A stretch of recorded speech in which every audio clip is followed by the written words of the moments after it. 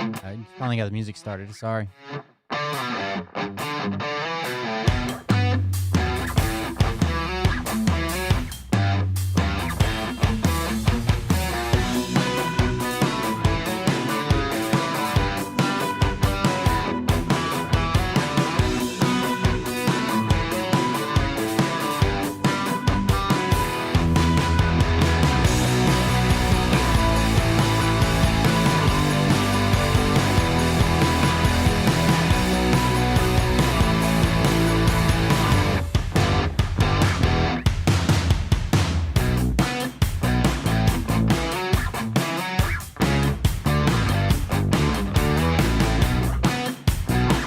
What's up? What's up?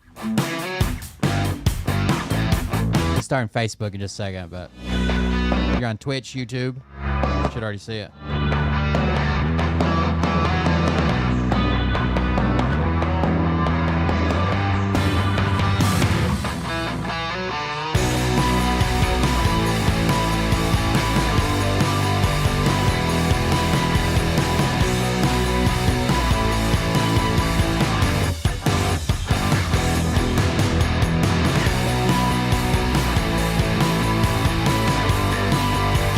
Energy drink time.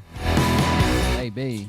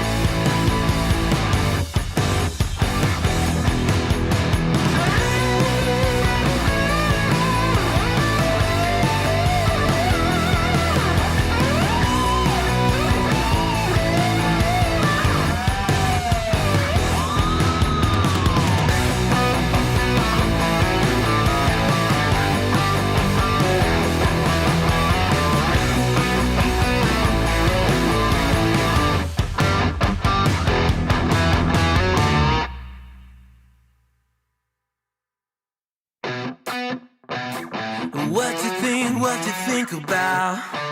What's up? Yeah, it's people that's joining slow tonight, but welcome, Michaela.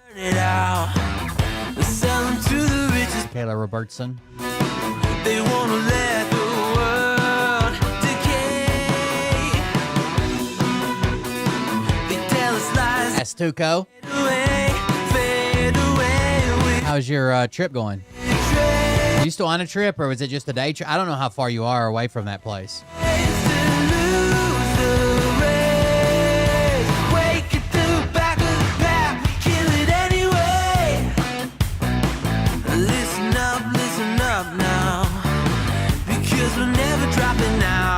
Just a day trip. Okay, I didn't know if it was like, I don't know. I don't know anything about, I know where Japan is, and I know the country of Japan. That's about it. Couldn't tell you where fucking Tokyo is, to be honest with you. On a map. Bigger than ourselves, we won't let the world burn away. Burn away, we feel betrayed. We were raised to lose. Mount Fuji is where you went, right? Or am I wrong? Kill it anyway. My memory's fucking shot, dude.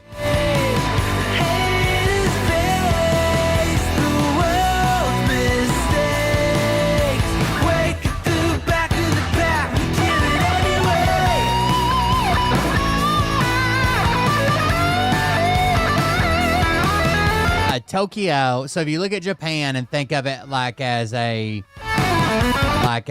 boomerang, the shape of it, Tokyo is on the East Coast and right dead in the middle. That's probably the closest I could get.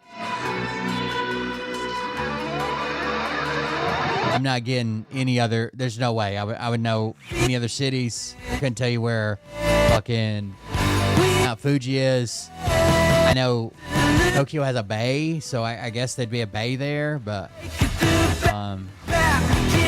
when you're looking at it like on a world map, I don't think you're zoomed in enough to see the bay, but it'd be like dead in the middle of the boomerang and on the East Coast.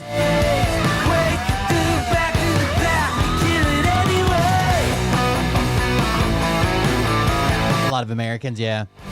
You should try going to an airport in America.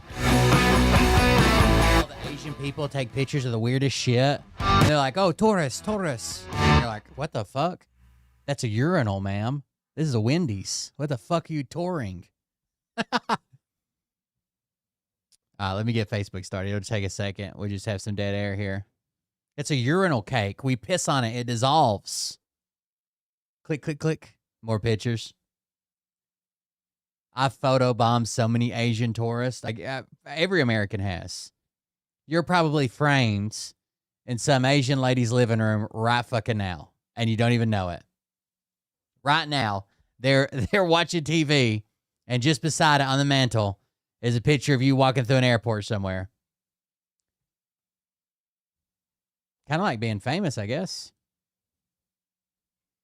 All right, like that. That's done. Switch accounts.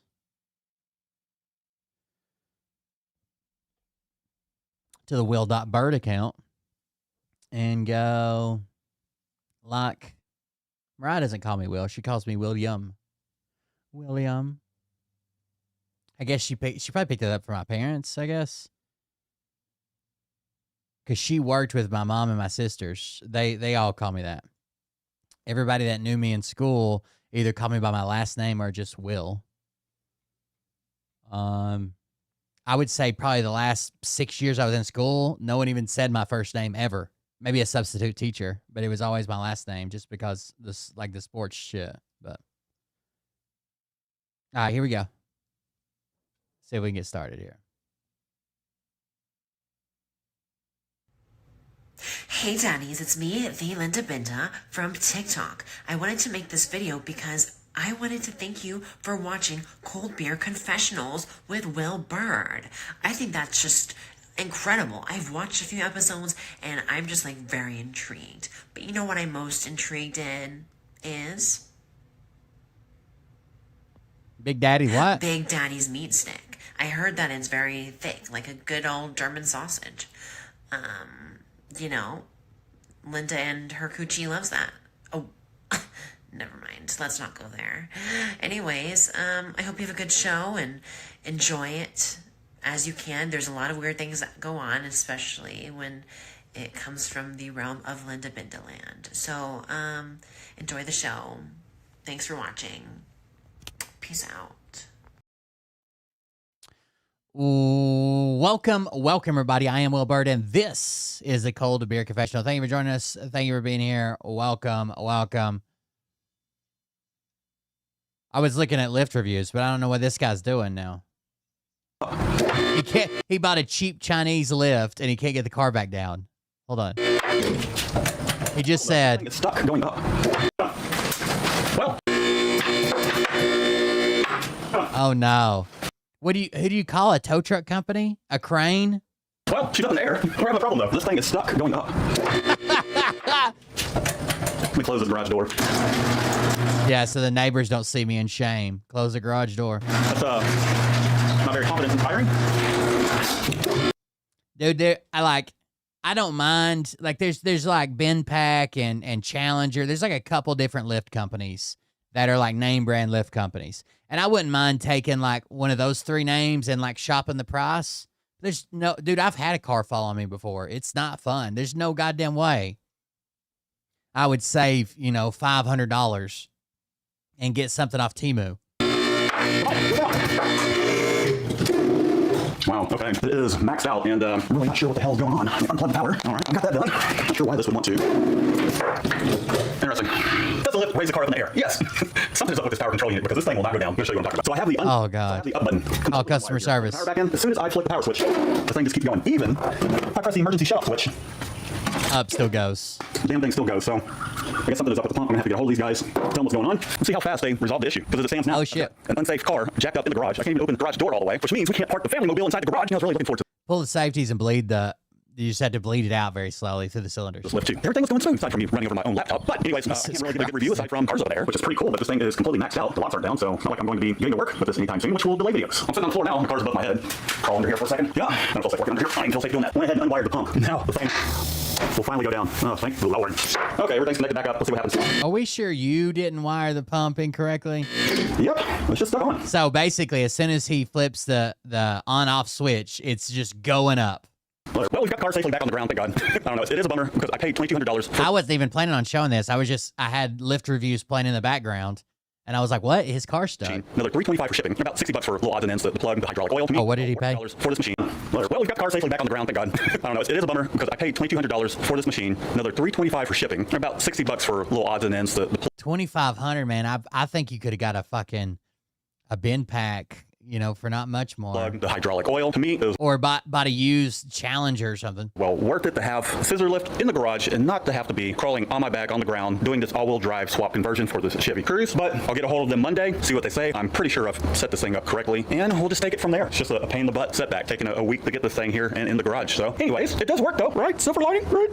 Thanks for tuning in. Let me know what you think down in the comment. Give this video a thumbs up. That way people that are interested in buying this thing, they kind of have an idea what to expect potentially. Be sure to subscribe if you're new. Yeah, don't wire it up backwards. And peace out. Jesus Christ. All right. You guys know the what do they call him? The doorbell wizard? Is that what they've been calling him? Did I just make that up? Or that's a thing, right? The doorbell wizard guy? Where's he at? Here, doorbell wizard. Doorbell wizard is now facing 19 years in prison. This video went viral. The guy screaming about somebody's daughter and doing this, doing that, just crazy shit. Thank you very much, Jennifer Winkler, for becoming a member. I appreciate it. I thought you already were a member, but either way, thank you. He's facing 19 years in prison. All I saw was a video of him screaming. This 30-year-old Californian man who claims he's a wizard was just charged with 4 felonies after he was caught on a Ring doorbell camera having a delusional crash out and violently trying to break into a stranger's house. Like, clearly he's having a mental health break. At first, I thought it was fake. Then people were like, it's real. So I thought, oh, well, he's having a mental health issue. But why the fuck would he be facing 19 years in prison? What is even going on here? And obviously, this went extremely viral. And the internet took this clip and ran with it and made so many viral memes that I would go as far to say is this is probably one of the most funny. Hell, I might not even have seen the real clip. I might have seen a meme. I know I saw Trump's face on it. I know I saw RFK's face on it. I saw a bunch of people. Viral moments that we've seen this year. But not only did he try to break in, he actually succeeded when he eventually moved on to a sliding glass door on the side of the house. And he was only finally stopped when the homeowner actually returned home to fight him, armed with a shovel, after witnessing the intruder's meltdown on the Ring camera. And while it's obviously easy to laugh out the absurdity of some of the details of this case, like, you know, his outfit or the fact that he identifies himself as Harry Dresden, you know, the whole time throughout the encounter. And if you didn't know, he's a fictional private investigator and wizard from a series of contemporary fantasy/mystery novels called The Dresden Files. But unfortunately, the reality of this case is kind of horrifying because now, in addition to being charged with burglary, assault with a deadly weapon, vandalism, and making criminal threats, the subject of today's video, 30-year-old Jason Thomas Nichols, is facing a 5th charge of annoying or inappropriately touching a child under 18, which allegedly stemmed from an earlier incident. So essentially, the dude did a way better job at catching himself than Vitaly ever could. Because I guess the Ring camera incident just put a whole lot of attention on that. So you have Fairfield police, I guess, saying additional charge came after a witness reported an encounter between Nichols and their child on April 5th. And this obviously ended up raising that bail dramatically from what was initially set to a weight charge of annoying or... You're telling me that there's a charge... They got to mean molesting in a different capacity. Like not in a sexual nature, right? Like if you molest something, like mess it up or fidget with it or fuck with it.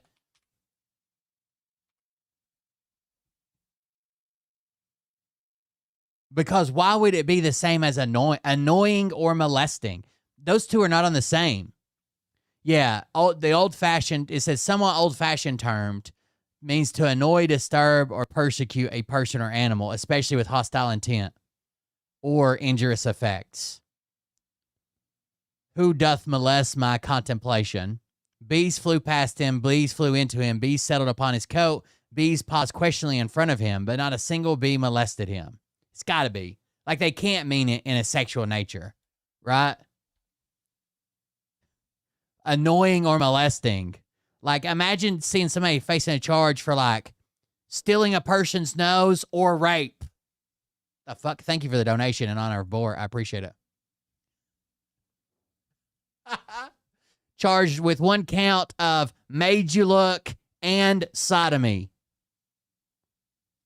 Or inappropriately touching a child under 18, which allegedly stemmed from an earlier incident. So essentially, the dude did a way better job at catching himself than Vitaly ever could. Because I guess the Ring camera incident just put a whole lot of attention on that. So you have Fairfield police, I guess, saying additional charge came after a witness reported an encounter between Nichols and their child on April 5th. And this It's got to be like a unprovoked coming up harassing someone. ended up raising that bail dramatically from minor. initially set at like $35,000 to the new bail amount of $250,000. And then you even have Deputy District Attorney Stephen Talley arguing for a higher bail, citing the alleged Damn these liberal judges. threats and Nichols in proximity to the victims, which makes total sense because, yeah, apparently Nichols lives right behind the very house he broke into while screaming threats. So obviously, Just so you guys know, I did look at Inspector Wars today, and it does not seem that there's been an update. There is no part 6 out yet. be allowed to just return to the victim's neighborhood so he could just start trying to attack them all over again. But what he said was both terrifying and hilarious because the entire time he was freaking out and demanding entry to the property, he was, like I mentioned earlier, referring to himself as the private investigator / wizard and wearing a When we get done with this video, someone remind me to tell you the update on the house. Not everybody's here. Demon Slayer t-shirt under a trench coat. Like, come on. I don't know who you are. You don't belong to this neighborhood. That's for sure. This is my neighborhood, though. Yeah, I live there. I don't know you. My name is Harry Dresden. Open the door. This is my neighborhood. Open the door. I mean, it's easy to laugh at the guy in the situation, but also I can understand why anyone would be terrified. And I mean, the victim is honestly lucky that this happened in California, not somewhere like Florida or Texas, because he might have not left that property alive. But essentially what happened was on April 7th, Jason Nichols storms up to a home on the 1700 block of Burbank Court and knocks on the door. The homeowner was not home and starts talking to him via a Ring camera and can literally only say hello before Nichols begins demanding that he opens the door so he can make sure that everything's okay. Hello? Hi there, can you open this door, please? For what? I just want to make sure that everything's okay. What do you mean? I don't know, I just figured I'd check on something. That alone would piss me I off. mean, he gives his name as a fictional detective from a book series. You know what I mean? Like, obviously he's not doing well mentally. He was like, who are you? How dare you insinuate that you would know best? And I don't think the internet's going to run with he fucked a kid. 100%. When they see that molest, that's going to be the headline, that he fucked a kid. And it seems like he had some type of annoying behavior towards a kid. Needs some fucking mental help for sure. And that you need to gain access to my home. Like, what are you on about? And to make things worse, apparently his pregnant wife and child were inside. And of course, when Nichols is denied immediate entry to the home with no questions asked, he begins to freak out and kick the door so hard with his flip-flops that the recoil sends him flying back down the stairs. Man, get out of my house. Open the door. Where's your daughter, man? Where's your daughter, What are you man? talking about? That's the part I saw, the screaming, where's your daughter? Bro, if you don't... Door. Open this door, I'm breaking it down. You understand me? I mean, this is straight out of a cartoon. What in the Looney Tunes is going on here? But as soon as this random guy starts questioning about a daughter without really knowing whether or not the homeowner even had a daughter, that's when alarm bells should be going off in your head, which I'm sure they were for the homeowner at that point. But clearly, this person isn't in the right mind, so he will likely do things a very regular angry person would. But obviously, his freak out was just so irrational and honestly funny that it just spawned Untethered from any mooring. I like that. That's good. I like that. of him online. Now, okay, but it's not totally clear if Nichols knew who was exactly inside this house or if he was just LARPing with his own, I don't know, he was just doing investigative work as the investigative wizard over here. Regardless, I mean, while the homeowner is arguing with Nichols over leaving the property, he doesn't know who he is, which leads Nichols to stating that his name is Harry Dresden. Yeah, I live there. I don't know you. My name is Harry Dresden. Open the door. This is my neighborhood. And again, you probably wouldn't immediately recognize that name. I didn't. I had to Google it. But again, Harry Did you know Merriam-Webster will give you all the words that rhyme with molest? I'm gonna start rapping. Abreast, oppressed, assessed, behest, assess, armrest, attest, bequest, addressed, arrest, backrest, carest. Oh, dude. is a fictional private investigator and wizard who works to protect the general public. So I guess this guy thinks he's a heroic wizard from a book series and started doing house calls in his neighborhood. And I guess when he finally gains access to the house via a sliding glass door after his initial crash out, he's then pacing around inside looking for a victor.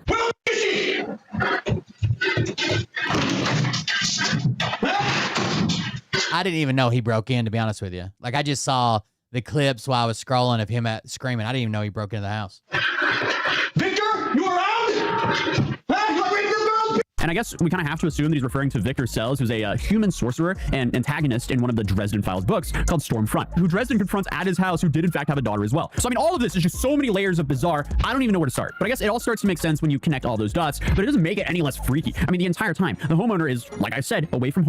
The child's father had briefly left, but rushed back after watching the break-in unfold on live security cameras. But he very quickly turned back and was heading home after he witnessed the, the disgruntled wizard demanding entry to his house. That would be terrifying, right? Because again, remember, the homeowner's wife and child were still in the home and probably scared to death by this guy, pounding on the door and wildly screaming while threatening to kill whoever he thinks he's looking for. I mean, this is crazy. And again, to make things even worse, he actually got inside of the house. So the homeowner ends up returning to the home and gets into an altercation with Nichols and even arms himself with a shovel at one point to protect his family. Get the third room. Walk the out. What's the third room?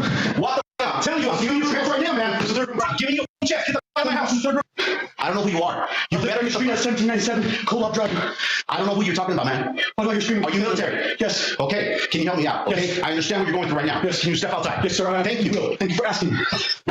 There's something going on this street, bro. Bro, everything's fine. Please step outside. Okay.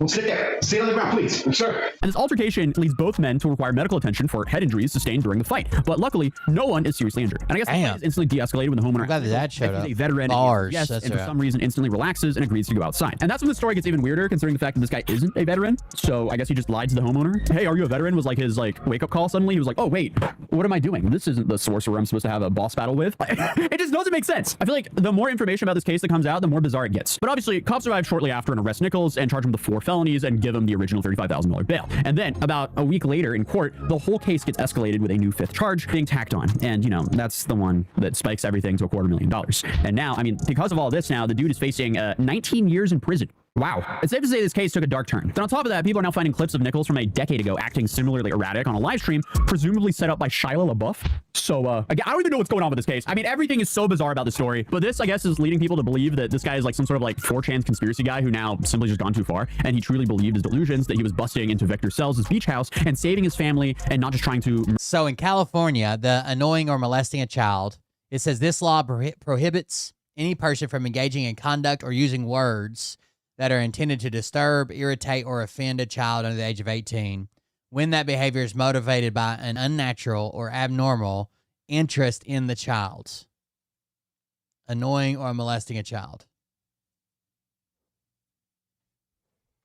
Mercilessly kill a child. Like, what is going on here? But thankfully, we never actually have to find out what he would have done because he was stopped. And now it's up to the justice system to do its thing and hopefully lock him up for a little while. But his new court appearance is scheduled for April 23rd, so I'll definitely keep an eye out for what happens and make sure to keep you guys updated. But if you're new here, feel free to subscribe, drop a like, and enjoy the video. I'll see you guys. He had him ring the fucking subscribe bell. That's funny.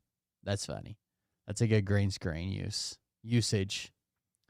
We got RFK doing math, Trump's math, and then we got him. Then he's going to confirm it. Do you know what it President Trump has a different way of calculating. How many ways are there to do math? It's pretty set in stone, right? We're not coming up with a new sound for our garage band. Like, percentages mean something. President Trump has a different way of calculating percentages. Okay, that means he's wrong, right? Like if you're in school and they ask you what percent of blank is this, and you say 32%, and the answer is 200%, and you say, I have a different way of calculating percentages, that just means you're wrong. Do you know what it President Trump has a different way of calculating. If there's 2 ways of calculating percentage. If Nope. There are not 2 ways of calculating percentages. you have a $600 truck and you reduce it to 10, that's a 600%. We all understand what he's doing, but that is not the way you calculate percentages. That is zero. Zero of that is correct. I understand what he's doing. It's not correct math.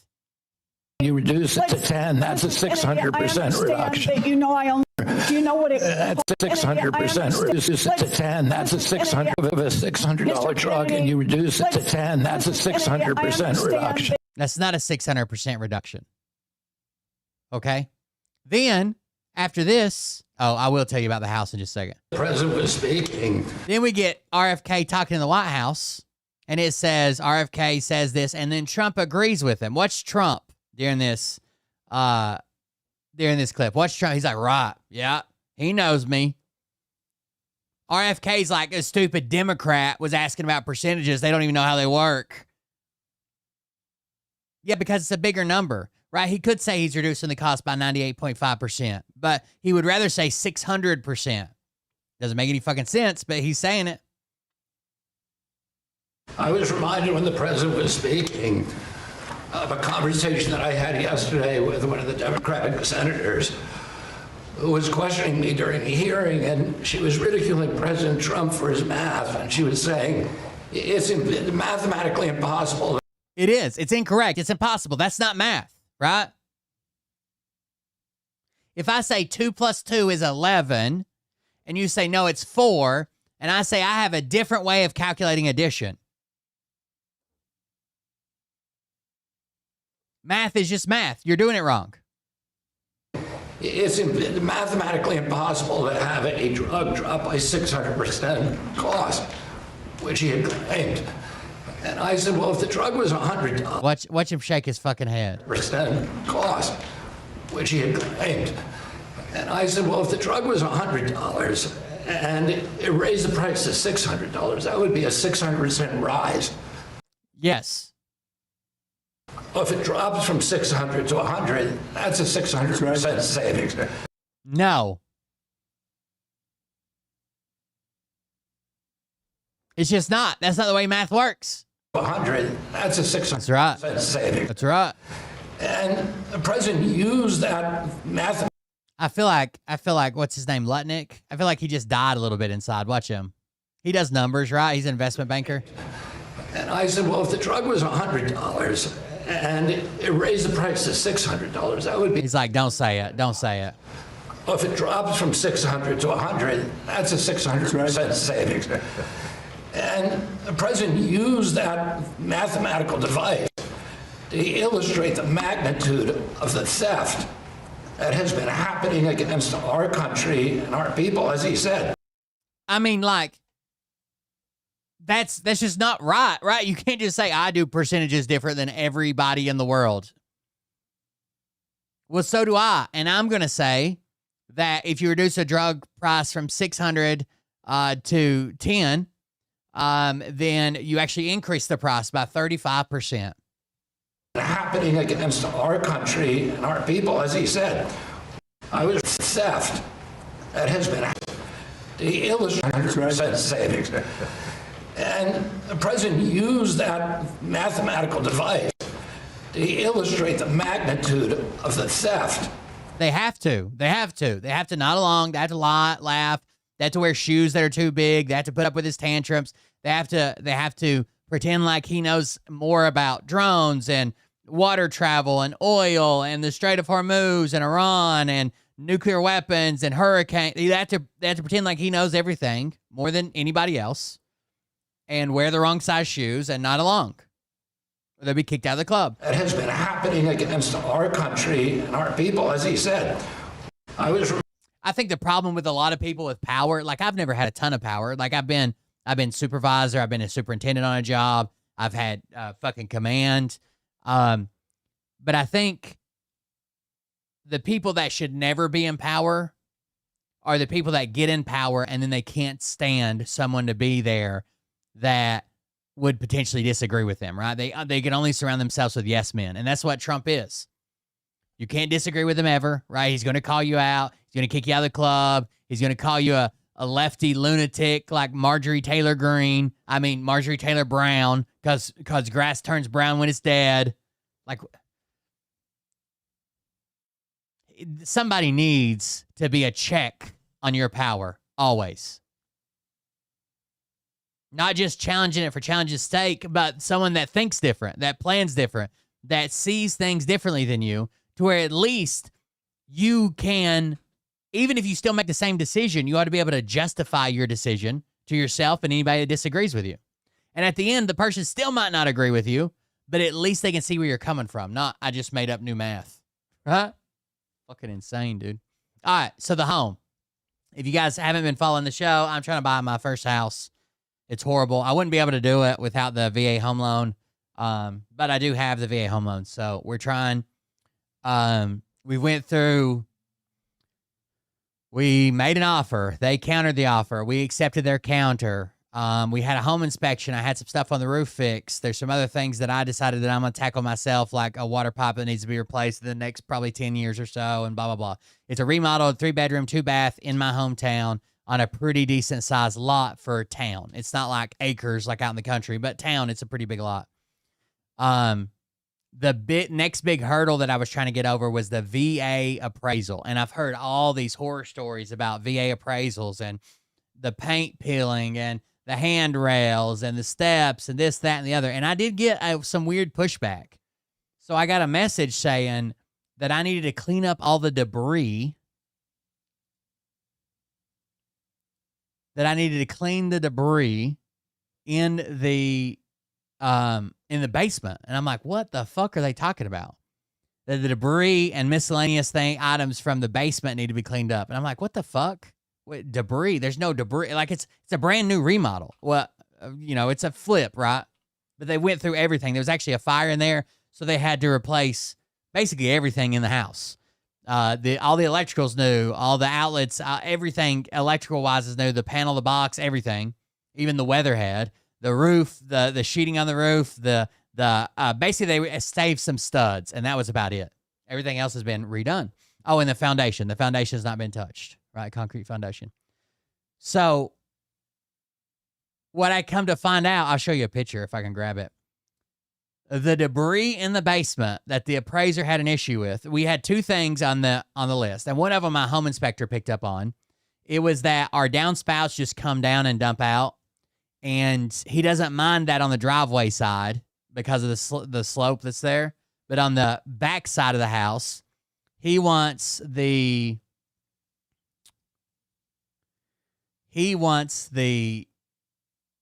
downspouts extended at least 4 feet away from the house. So I'm going to have to buy two, or the seller, somebody. I don't care if I have to buy. It's like $50 worth of shit. Two downspout extensions. Basically those black corrugated pipes, or plumb it out or something just to get it 4 feet away from the house. The debris, though, was fucking... So, like when you thank you for the gift of memberships. I appreciate it. When you have a contractor or something and they buy material, a lot of times there's going to be extra fucking material, right? So the debris is that the builder left extra material. So hold on. Here's the image. They left 3 5-gallon things of paint that are all 3 different colors. Like one is like the kitchen and hallway, one's the living room, and one is all the bedrooms. They left some pieces of siding. They left an extra downspout. And then on the front, I've got this like cedar shake. It's not real cedar, but like the little pieces of cedar they stack on top of each other like that. Hold on, I'll show you.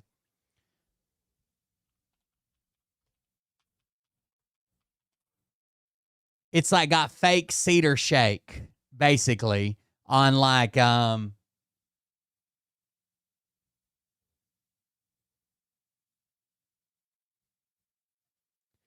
if this was the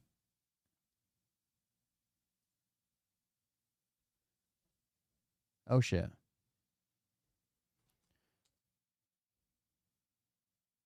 Like if this is my house, what the fuck is going on? Okay.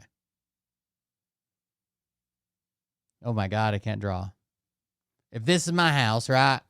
Like this is vinyl siding. They left a couple, like 5-6 pieces extra vinyl siding. And then this area right here is like that cedar shake, okay? Like to where it looks like little pieces of cedar that are just stacked up. It's fake, right? It's still vinyl, but it looks like cedar shake. So they left some pieces of that. Some pieces of vinyl siding. An extra downspout, one extra box of the flooring. That's all in my house. It's the same flooring all throughout. It's like luxury vinyl plank or whatever, LVP. And some paint.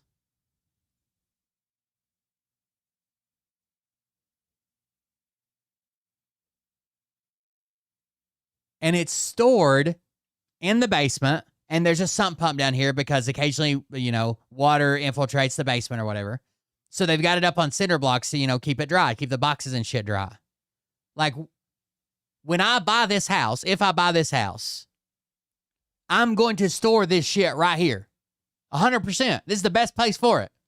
It's a long, straight wall. It's behind the water heater, out of the way. It's not close to the water heater, like where it's a fire hazard or nothing. There's like a foot and a half between that and the, everything. And I want this shit. So the builder's like, well, that's the only, property we have in that area, right, in your town. We don't have nowhere to store it. We're just going to throw it away. And I'm like, no. I'll come take it. Like, if I buy the house, I'll bring it back to you if I don't buy the house. But if I buy the house, I want that shit. Like, flooring, hell yeah. What if we, I got to cut a hole to, that's the same thing I said, Josh. Cut the downspout in half and make 2 4-foot extensions. 8-foot piece of downspout. The same thing I said. They didn't like that idea. Anyways, like if I buy the house, that flooring's going to come in handy. I've got to cut a hole to access my part of my crawl space that I don't have access to currently. I'm going to need that flooring. This vinyl siding, something's going to bust and fuck up the vinyl. Like, this is, why? Why would this ever be an issue?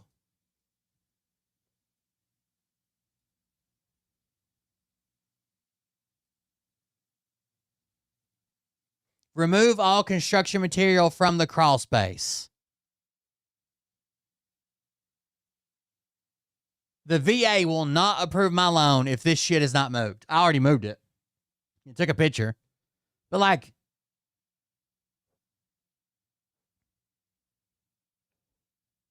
it just doesn't make sense to me. Whatever. And then these 2 downspouts. Extend these 2 downspouts 4 to 10 feet away from the foundation using extensions or buried pipes. So it's actually, this first picture is blurry, but you can see it in the second picture.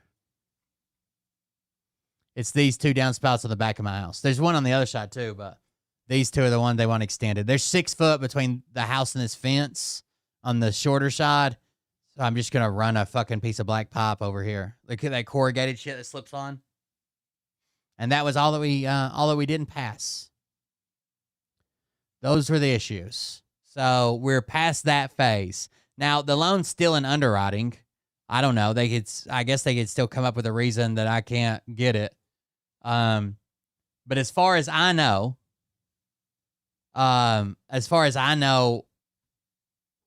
for this situation, like, that was the last hurdle, other than the underwriters doing their thing, whatever the fuck they're going to do, right? They could still come up and be like, no, whatever, fuck off. We don't like you.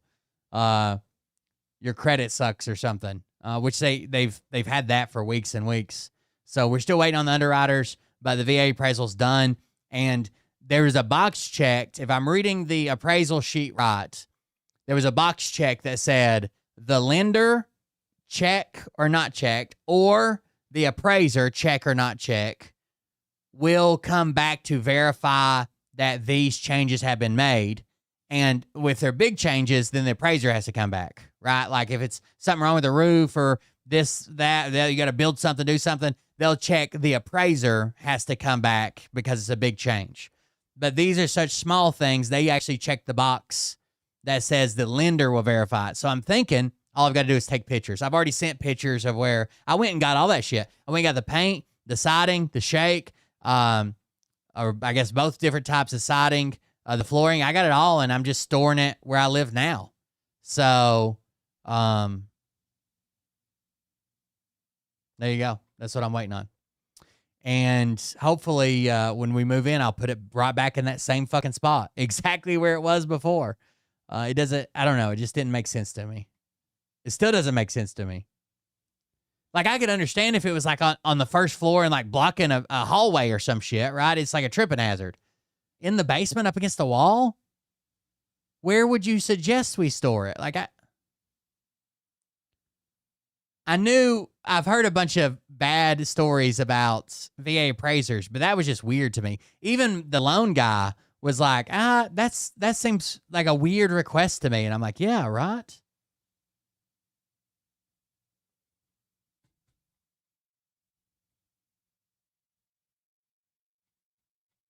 No, I don't send them to the appraiser. The appraiser's done with his job. They go directly to the lender. Anyways, that is a weird request. I wanted to see if Intel Lady posted about David Wilcox. She used to do an impression of David Wilcox. Keir Starmer saying I think she does more political stuff and like rather than grifters now, more like contemporary, like social topics and stuff. I wanted to see if she said anything about what's his name dying, the alien guy. She does a good impression of him.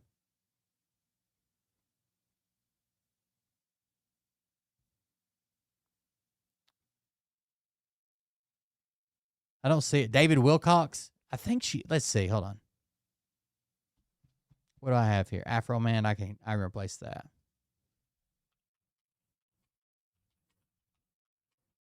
God, she used to do Kirsten W, and she would had a fake website. Or she would pitch a fake product called Patriot Hunkers, which was very funny. Patriot. It was like these horns she showed or whatever. I don't know. It was funny. Intel Lady's a funny person. I don't know if any of her David Wilcox stuff is still up, but she has a good channel. You should go watch it sometime. She hasn't been doing as much grifter stuff though. She does a lot of politics and playing like a super woke person, or political pundits or newscasters. A lot of British stuff because she's in the UK, but I don't know. I have to look later. All right, next. Anyways, we jumped another hurdle. I guess what I was trying to tell you with the Homeland, we jumped another hurdle. We're past that. We've got one more thing to do, and that's just to get through the underwriters. He said that. How did he phrase it? He said that by Monday.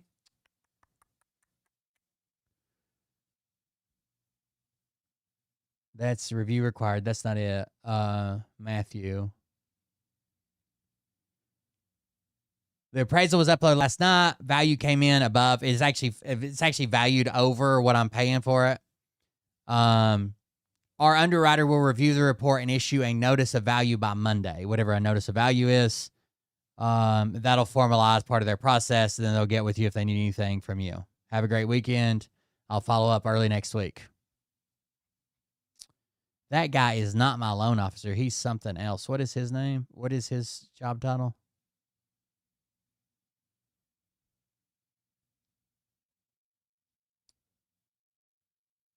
Loan coordinator. So I have a loan officer, a loan coordinator, a concierge, a home buying concierge, and a insurance person. I guess that's my and my my real estate agent. That's my team. If I click on it, assistant to the assistant regional manager.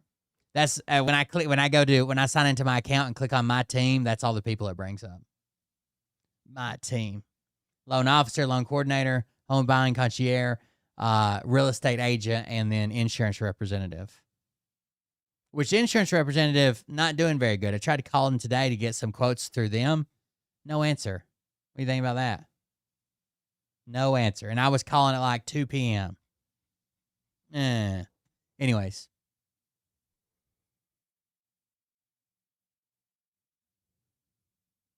All right, let me grab some more links here. The computer's being weird and slow today. Where do we want to go next?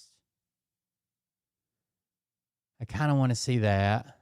We watched that one. That was the Chinese lifts. We can get rid of that one. Doorbell Wizard. We can get rid of that one. I need to close some of these fucking tabs. I watched this one already. That was one of the reviews I was watching. I think I watched that one already too, but I can't remember. Let's check this out. SWAT raids wrong home looking for the guy they already arrested 3 months ago. Dude, I would be so fucking pissed. I already have the title company and shit. Sealy Title Company, I think's the name of it. It's whatever my real estate agent uses. 15 heavily armed and armored police officers raid an innocent woman's home in the early morning hours looking for a fugitive on the nation's top. The whole process is very anxiety inducing. I don't like it.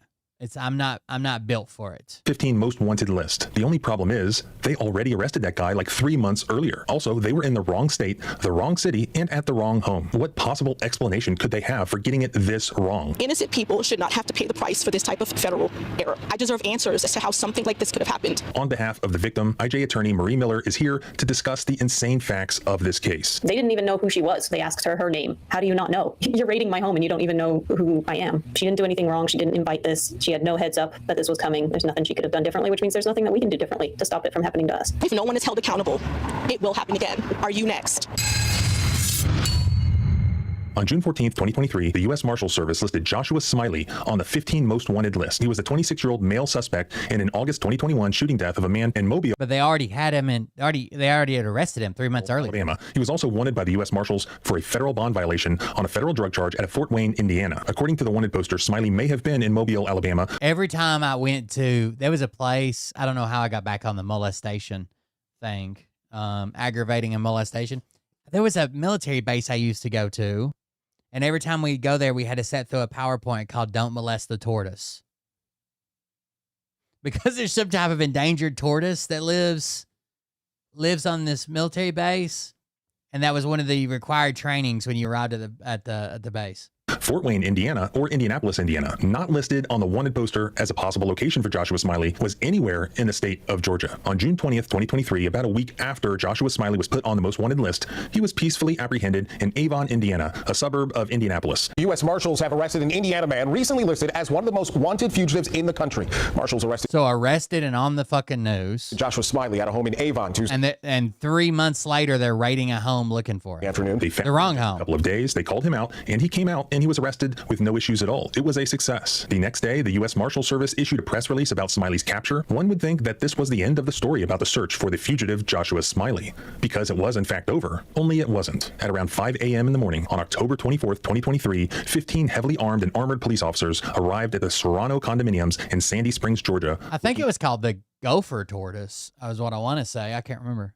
To arrest Joshua Smiley. Meanwhile, Joshua Smiley has already been in custody in another state for about 3 months. So why in the ever-loving world were they looking for a guy that had already been arrested in another state who they had in custody? As Institute for Justice attorney Marie Miller explained, as of now, we actually have no indication of any known connection whatsoever between this residence or the woman who lives there and Joshua Smiley. That's precisely right. We see no connection between the person they were looking for and the person's home that they raided. More on this later. So how did they end up at no connection between the home they raided and the person they were looking for? This particular location. Sandy Springs, Georgia is a prosperous suburb of Atlanta. The Serrano condominiums building is private, it's quiet, it has a concierge, gated parking, controlled electronic access, and numerous surveillance cameras around the place. The SWAT team, led by Officer Gerard Hunt, planned the raid They just look like they're out going for a fucking picnic, dude. well in advance with cooperation from the condo building. Look how They had an tactical they electronic are. key fob that gave them access to the building and all of its secured parking areas. They used the key fob to unlock the exterior doors. The officers then went up an elevator and through a hallway to Kathy George's home, a 2-bedroom unit. At the time the officers arrived, it was 5 a.m. So Miss George was asleep inside, alone with her 6-pound dog. October 24th, 2023 changed my life. During the early morning hours,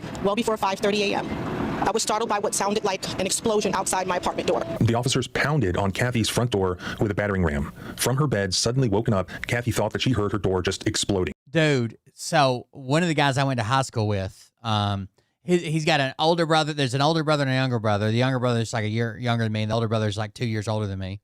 So, like, I'm in between them in age. The younger one just posted a home that's fixing to go up for rent. It's not even available now in my tiny-ass little town.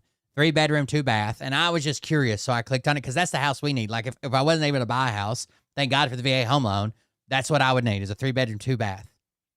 $23.50 a month with nothing, zero included.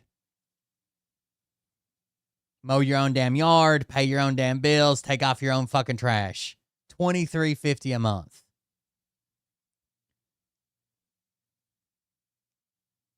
It's just a regular, I mean, it's brick. It looks like somebody put a new deck on it. They don't have interior photos because it's not available yet. It's not available till July, I think. But how are people affording to live, dude? This 3-bedroom, 2-bath, $23.50 a month. That's fucking insane for here. But you can't find really like $1,000 a month was like crazy back before COVID and shit. Maybe $1,200, probably the max I'd pay for like a really nice place, renting a house. And now if you want 3 bedrooms, you're looking at least $1,500. I don't understand how other people are surviving. Like, thank God I've got a VA home loan. Hell, my mortgage is not going to be anywhere close to that payment, $2,350. But if I didn't, man, I'd be fucked too. If I don't get this house or a house. Her dog started barking, and she had no idea what was happening. Startled by the deafening sounds of banging, kicking, pounding, and what sounded like 100 voices yelling profanities, demanding the door be opened, my small dog immediately ran to the door to defend me. The officers yelled at her from outside her door, shouting, "Oh, shit. I know my ADHD's off the fucking wall tonight." While we're talking about this forced entry, though, this actually relates. Have y'all seen the video from Florida where the cops kick down the door? They're stacked on the door. The cops kick down the door to arrest the guy. Him and his brother live there, and some females and some kids. The females and kids are at the door and come out. The brother comes with, he's got a pistol. He's holding a pistol. I know that's true. But he's got it pointed down at the ground in what you would call the low ready position, right? Like basically, like pointed down at the ground, both hands on the weapon, pointed down at the ground at about your crotch. And it looks like he just woke up, like he's blinking and looking around. Never raises the weapon, never points the weapon, never does anything. Probably thought his house was being broken into, and the fucking cops just unload into him. It's bad. shouting, "Open the door now, mother. Come out with your hands up now." As a registered gun owner and a single woman living alone, I would have retreated to my closet to both arm and defend myself against the unknown danger outside my apartment door. Had she not run to the door, had I not run after her, I would be dead. Kathy panicked. Her first thought was this was a home invasion. She should barricade herself in the closet and be prepared to defend herself with her legally owned firearm. But because her dog, her little... It's not getting... This one's not getting a lot of attention because I think his brother was being arrested for like child porn or some shit. So it's got like this negative connotation around it or whatever, but not the guy that got killed. The brother that also lived there had something to do with dissemination of child porn. So no one wants to stand up for the guy, but man, I'm going to like, if I think somebody's bringing to my house, I'm going to come to the door with a gun. Dog ran to the front door. Kathy looking for an Armenian guy who never lived at our address. His friend did, 7 a.m. banging at our door with AR-15. Damn. But she had no choice but to follow her dog to the front door. The deafening sounds of what I later discovered to be a batting ram intensified. Fearing the door was one blow from being knocked off of its hinges, I opened it. I was immediately staring down the nozzles of machine-style weapons, dozens of machine-style weapons. Their infrared lasers covered me from head to toe, lighting me up like a Christmas tree.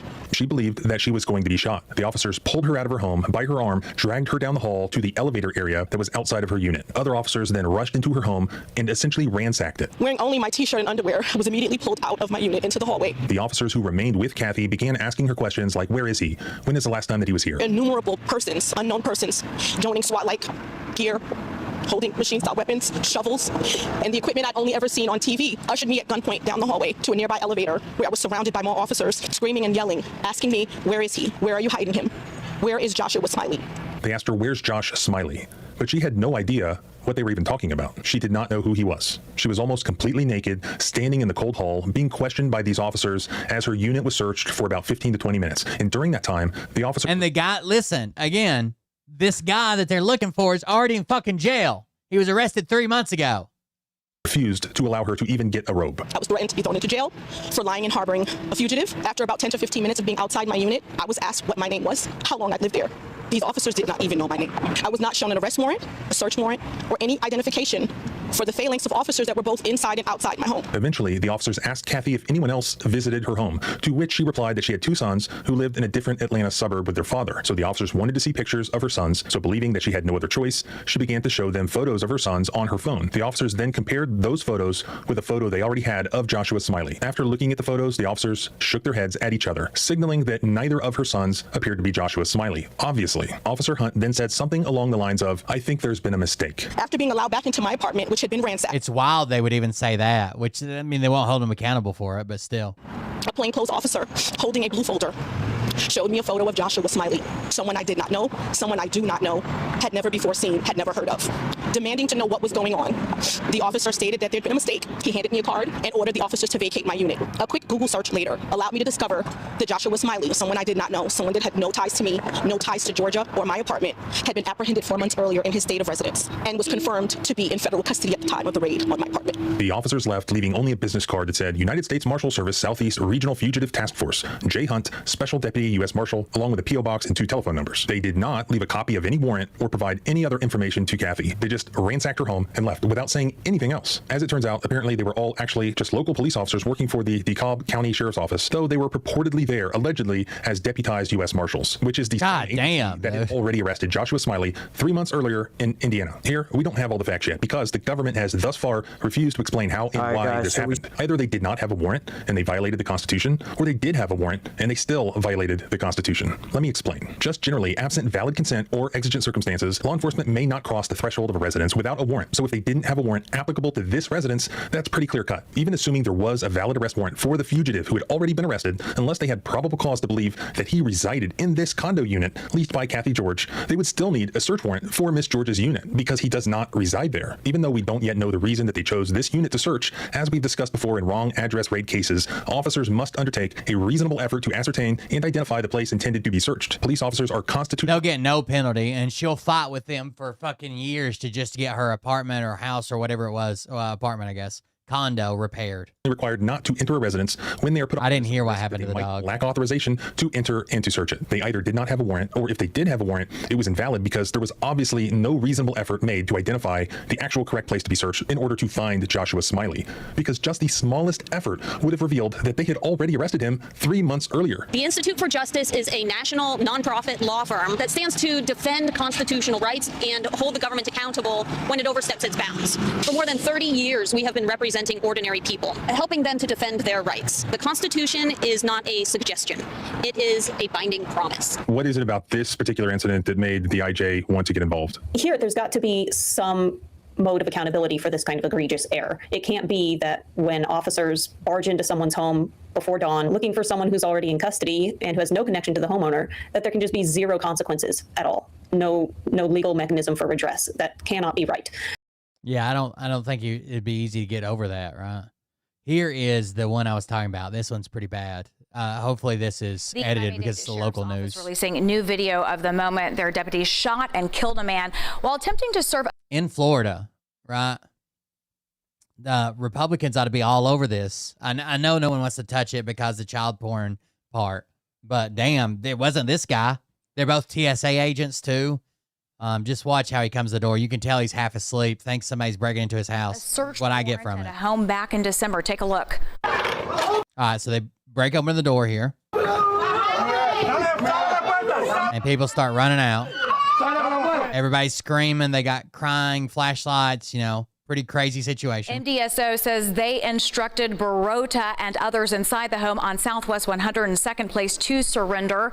It was part of their investigation into alleged child sex abuse material. When no one came out, they breached the door.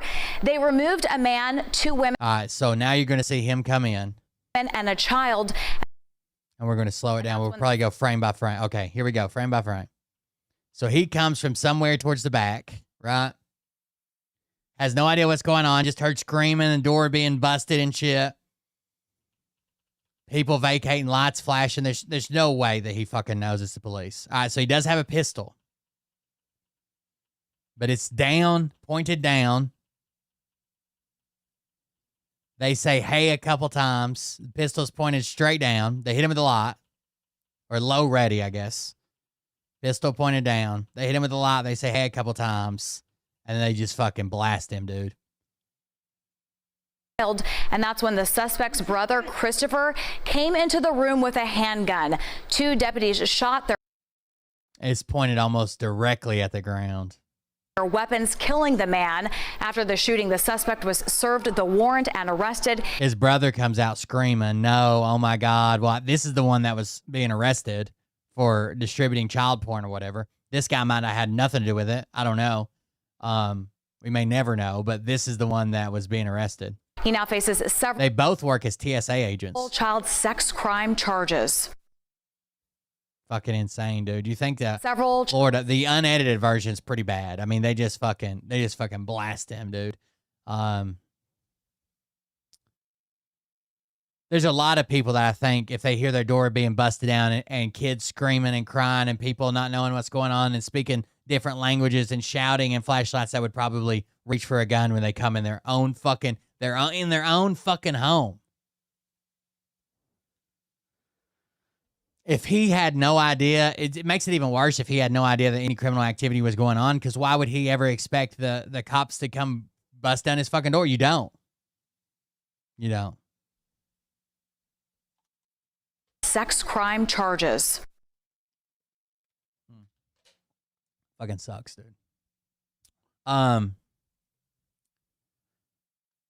So we've been talking about Clav the last couple days.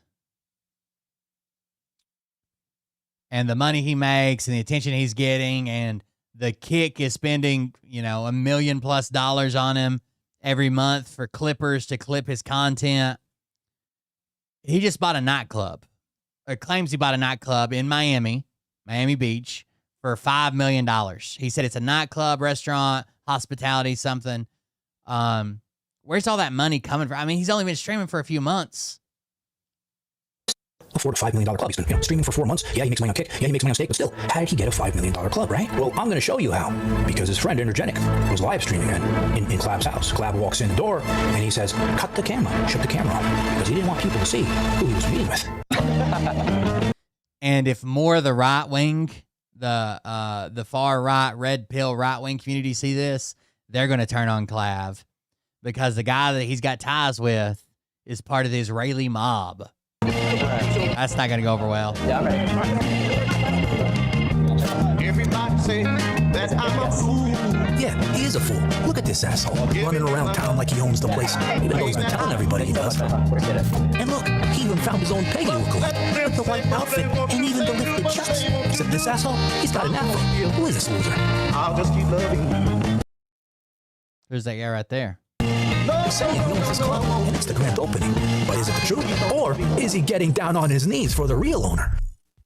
You guys know Clav, right? That Jerry Curl-looking asshole who, his real name is Braden Peters, which I think... This guy's accent, I don't know if he's playing it up. It bothers me, but he's got this video, and it's good. It's a much better name for him, because Braden, that sounds like the pussy that he is. Well, when I show you what he learned from Jack Epstein... It's not even just his accent, it's like his speech pattern.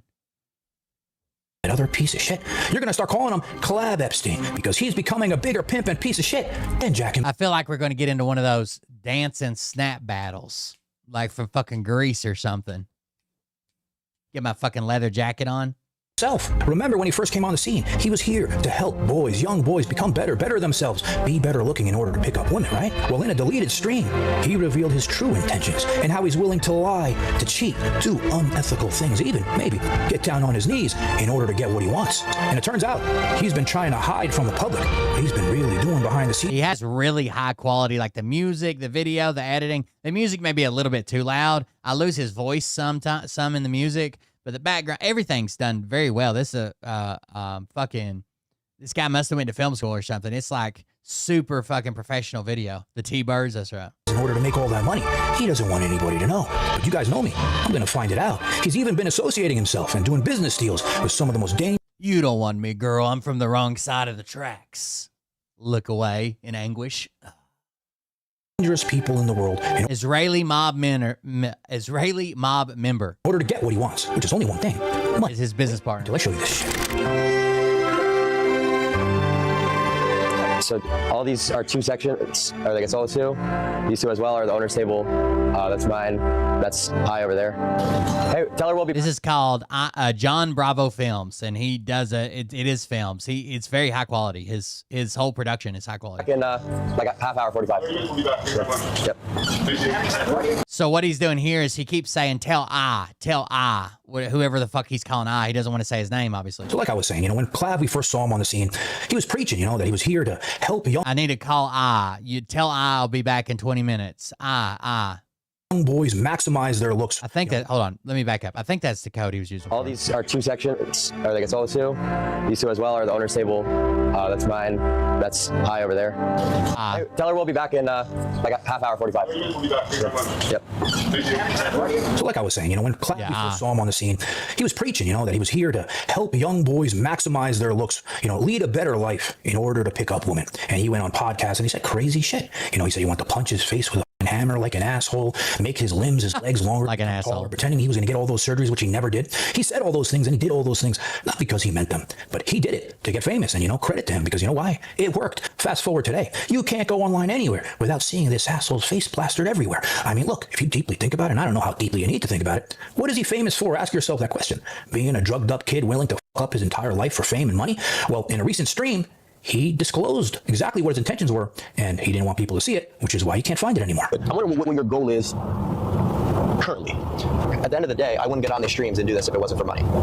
You know, I'm sure the reason I do my kick stream every single day, and I go to clubs, and I drug myself to the point where I'm able to actually like interact in public, that shit is for money. You know, it's like I'm not passionate about the fact that I'm basically a drug addict to do this shit. Okay, I want to stop doing this as soon as possible. It's all for money. Everything's for money. I'm a drug addict for money. I have to drug myself up to be able to talk to people. I go out, I stream, I go to clubs, I do drugs. I don't want to do that. It's all for money. And he says, allegedly, when he gets enough money, he's done with it. Anyone who's got a brain will say the same thing. So that's why I'm just like, you know what? Yeah, I do it for money. You know what I mean? People will do this shit trying to be a messiah. It's ridiculous. Everyone is in this for money. So now seeing, you know, what his true intentions really are, even though he presented himself at first like here to help people, to do good for people, you know, to help guys, he still presents himself as this sometimes. Even when he was doing the interview with Andrew Callahan, he said, oh, you know, I'm trying to help people and push them on this path and get them better and have them ascend. He just said, oh, it's stupid. People pretend to be some type of messiah. Well, that's what you're doing. But we're all just doing it for the money, which is the truth. The other night, when we saw this kid, you know, people carrying him, putting him in a car, taking him to the hospital, dialing 911 because he took too much shit, right? Nearly died. All of that was why? Because he doesn't have a personality without it. And he has to drug himself up in order to do all those live streams. Well, it turns out all of it is for money. And then him coming on, like I said earlier, telling all the people that he's here to help the kids, well, that was for money too. How authentic are you, 1 to 10? Probably like a 1. Yeah, I pretty much cap about everything on stream. So I'd say about a 1. And now, the biggest one that he's doing for money that he doesn't want anybody to know. Remember how he became friends with Jack Epstein when he first started streaming, right? Well, he wasn't just friends with him. He learned from him how to pimp girls and start his own OnlyFans agency, and he doesn't want anybody to know about it. That's where he's getting his money. Same thing as the Tate brothers, right? He has girls come on his stream, and allegedly a contract was leaked where he takes 80% of your fucking revenue. If you sign with him, you come on his stream and start an OnlyFans. He says your OnlyFans will potentially make $300,000. He takes 80%. You get 20. Well, on a live stream with Ed Matthews, which of course is deleted. This is the first time I saw Clav talking about it. Well, he didn't speak about it. Ed Matthews did, and Clav got slow this down. I want you guys to notice the facial gestures that Clav is making when Ed Matthews is talking about one of his biggest secrets. The moral dilemma you have sometimes, like the OnlyFans things, they start moving reckless on stream. However, we got some non-OnlyFans things right now. Clav's trying to recruit them, but I mean. He said, we got some non-OnlyFans things. Clav's trying to recruit him. Now, look at the faces Clav is making. Like, shut the fuck up, dude. Bro, I've been there. When I was 19, I was doing OnlyFans management. He's an exposure pimp, right? He's not making the girls go out and do X, Y, and Z or putting them on the street or whatever. But he gives you that exposure.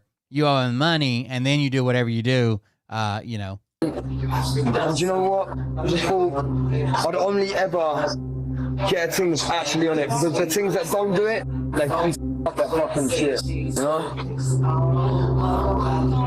This guy just... They'll pay you to do that, bug dude? Like, I got fucking ripped off, dude. So, Clav's ruthless, mate. Clav will get your sister on OnlyFans, so... Clav will get your sister on OnlyFans. Watch out, boys. So clearly, watch out. Been trying. He'll have your sister on it. By the way, this guy is tweaked the fuck out of his mind. We weren't looking at his facial expressions. Look at this fucking face, dude. God damn. Wonder what drugs he does. All of them. All of the above. Look at that motherfucker. This guy's got his fucking sunglasses airbrushed on. Them motherfuckers got to grease them to get him over the side of his head. Tweak the fuck out, dude. But Clav was making this face like, shut up, wasn't responding, wasn't engaging, wasn't doing anything. Hide things for so long without people figuring it all out, right? And girls, maybe ones that aren't happy with them, started to come out and speak out. In a revealing live stream, content creator Livy Alex vocally criticized the contract proposal she received from Clavicular's management, shedding light on what she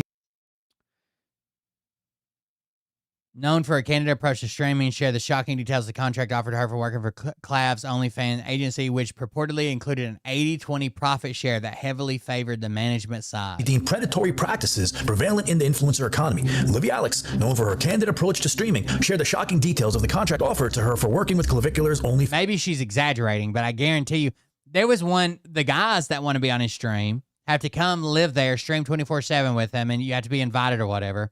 And he owns a portion of your content for 3 years.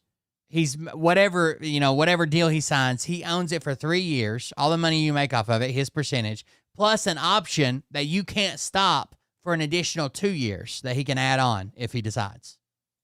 Fans agency, which purportedly included an 80-20 profit share that heavily favored the management side. Clav's not on, so I'm here. Somebody on Clav's team offered me a contract for his OnlyFans agency. I'd rather literally myself, but that's fine. And I heard that the split is 80-20. Yeah, off. Why? So he's like, oh, the method is you have to get on my stream and you have to sub my 80-20. Yeah, off. Why? So he's like, OnlyFans agency roster has been leaked with ownership percentages. Scarlett Aurora, 70%, Alice Rosenblum, 70%, Brandy Burt, 80%, Grace Rain. Look at all these people where he's getting 80% of their income. like, oh, the method is you have to get on my stream and you have to sub my, and you're gonna make 300K plus on OnlyFans. Get on my stream, suck my dick, you'll make 300,000 plus on OnlyFans. Girl. If anything, it should be 80-20 the other way, right? Like, for the exposure. What type of scam of hell is that? We can turn the cameras off for a sec. All right. Oh no, my camera slipped. It slipped. How do you even know everything about me? Are you a fan? Well, I saw you text your managers texting you, get on the stream more, do this, do that. So. What are you talking about? Are you a stalker? I'm not a stalker. I mean, I'm literally I work with somebody else. Shut up before. I'm literally signed with Clav's OnlyFans, is what she said. Texting you, get on the stream more, do this, do that. So. What are you talking about? Are you a stalker? I'm not a stalker. I mean, I'm I literally work with signed with somebody else. Shut up before I say everything that you want me to say. I literally. Then she says, shut up before I say everything you don't want me to say. I literally signed with Clav. Signed with Clav. Like, what the hell is this? Are you and shut the. And remember, before this argument started, they were told everybody turn the cameras off. Are you talking shit that you don't want to say? You flew me out here, you dumbass. Shut the up. You think I bought my own ticket out here? I came here from LA. Who the flew me out? I didn't buy it. Well, now, this is where the story gets really interesting. You guys know, if you follow him, he's been bragging on all over social media how he just bought a $5 million club. And everybody's sitting there like, how did this asshole afford a $5 million club? He's been, streaming for 4 months. Yeah, he makes money on Kick. Yeah, he makes money on Stake. Well, now you guys know he makes money on OnlyFans, but still, how did he get a $5 million club, right? Well, I'm going to show you how, because his friend Energetic was live streaming it in Clav's house. Clav walks in the door and he says, cut the camera, shut the camera off, because he didn't want people waving his hands. So this now again, this house, they know the house streams 24/7, so they're always like, turn off the camera, stop streaming, blah blah blah. This house, it's somebody's live there 24/7. This is Clav's friend Energetic, another asshole who got famous for doing nothing but being bald and getting his wig knocked off his head in public. Well, while he was live streaming, in walks Clav, waving his hand around like an asshole to cut the camera. And when you look behind him, you see this mysterious guy walking in. Who's that guy? With his Sharmuta wife behind him and his security guard. Now this is Hai Wakneen, the guy who really owns the Bakar. Hai Wakneen, HAIWAK 9 NINE. Hai Wakneen. Club, and he came. He's the guy that really owns the club. a secret meeting with Clav, but he's got a bit of a shady past. He's a convicted felon and rumored to be tied to the Israeli mob. I didn't even know they had mobs in Israel. What is that shit? How much of the far right community will still support Clav because he does have a following, Nick Fuentes and all those guys, when they find out that really the guy who owns the club that he bought for $5 million, this guy's just getting free press, right? Why wouldn't he do it? People are going to come to that club just to see Clav, just to interact with him, just to try to mog on him, all that stupid shit. He's getting all this free press, plus these hot girls, the OnlyFans girls, are going to be required to be there, I'm sure. All these streamers, all this content around it. When they find out that he's working for an Israeli mobster. This is Sean from Israel too. Nice to meet you as well. How are you guys? Hello, how are What do you think? Place is looking good, right? Hi, how are you? Nice to meet you, sir. Clav. An enforcer for an Israeli crime group has been sentenced to more than 10 years in federal prison for racketeering. Hai Waknin, a 35-year-old Israeli national who lives in Marina Del Rey, asked for leniency Monday, but citing his extensive... His brother's name's Ace. They've both been arrested. ...history, U.S. They called him an enforcer for the Israeli mob. District Judge Manuel Real gave Waknin 13 months in prison beyond the 9 years that the prosecutors were recommending. He had faced 46 counts of racketeering, extortion, conspiracy, and other charges stemming from an alleged scheme to hide money embezzled from an Israeli bank by loaning it out in Miami and Los Angeles. All the rumors are true, and officially say I was a part of one of the biggest real estate deals in Miami recently.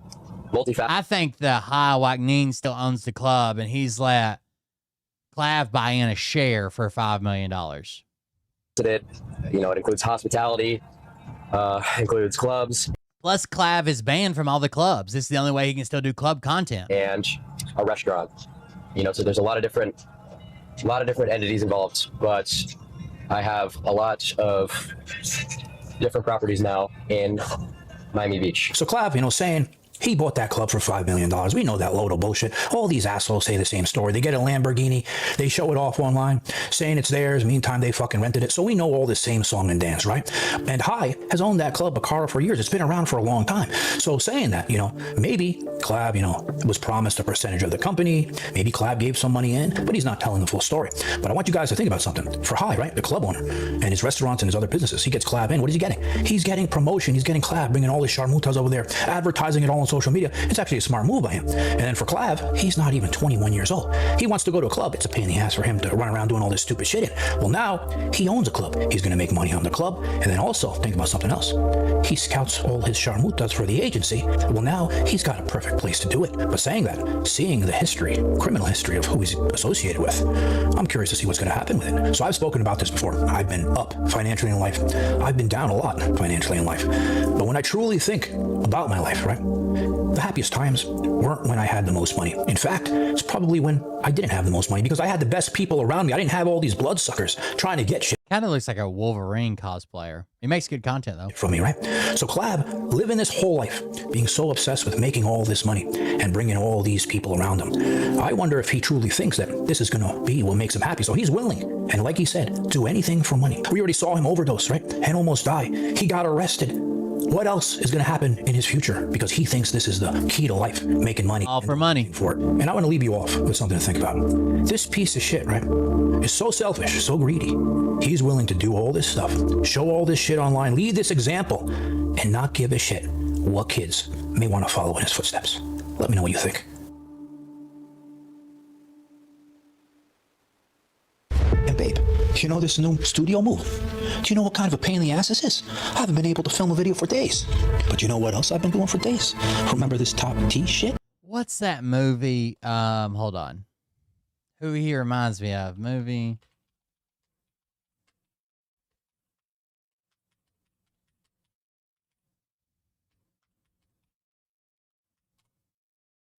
You guys ever seen the movie The Town, where they rob the bank dressed as nuns?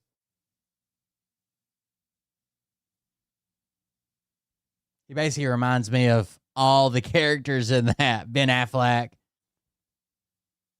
Well, it's some crazy shit. Wait until I show you later what it's doing to me. I'm gonna turn you into my sharmuta. Guys, thanks for watching. Please hit like on my video. Wild. That's where the money's coming from. Bird_57 just resubscribed for 40 months. Thank you for the resubscription. Appreciate it.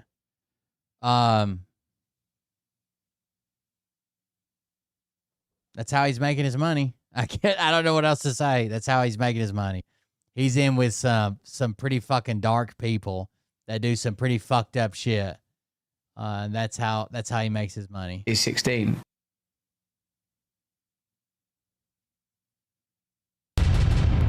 What won't Megyn Kelly defend? The United Kingdom, where I'm from, the age of consent is 16, and I did sleep with a 16-year-old when I was 30. But when I was 30, I was a very different person. I was a lot younger, and I was an immature 30-year-old. Consensual sex, actually, with a variety of people, when there is a strong power differential, as there is when you're a famous man that has the ability to attract women that I had and 30 at that time, I think involves exploitation. I think yes, obviously it is exploitative. I recognize that my sexual conduct in the past was selfish.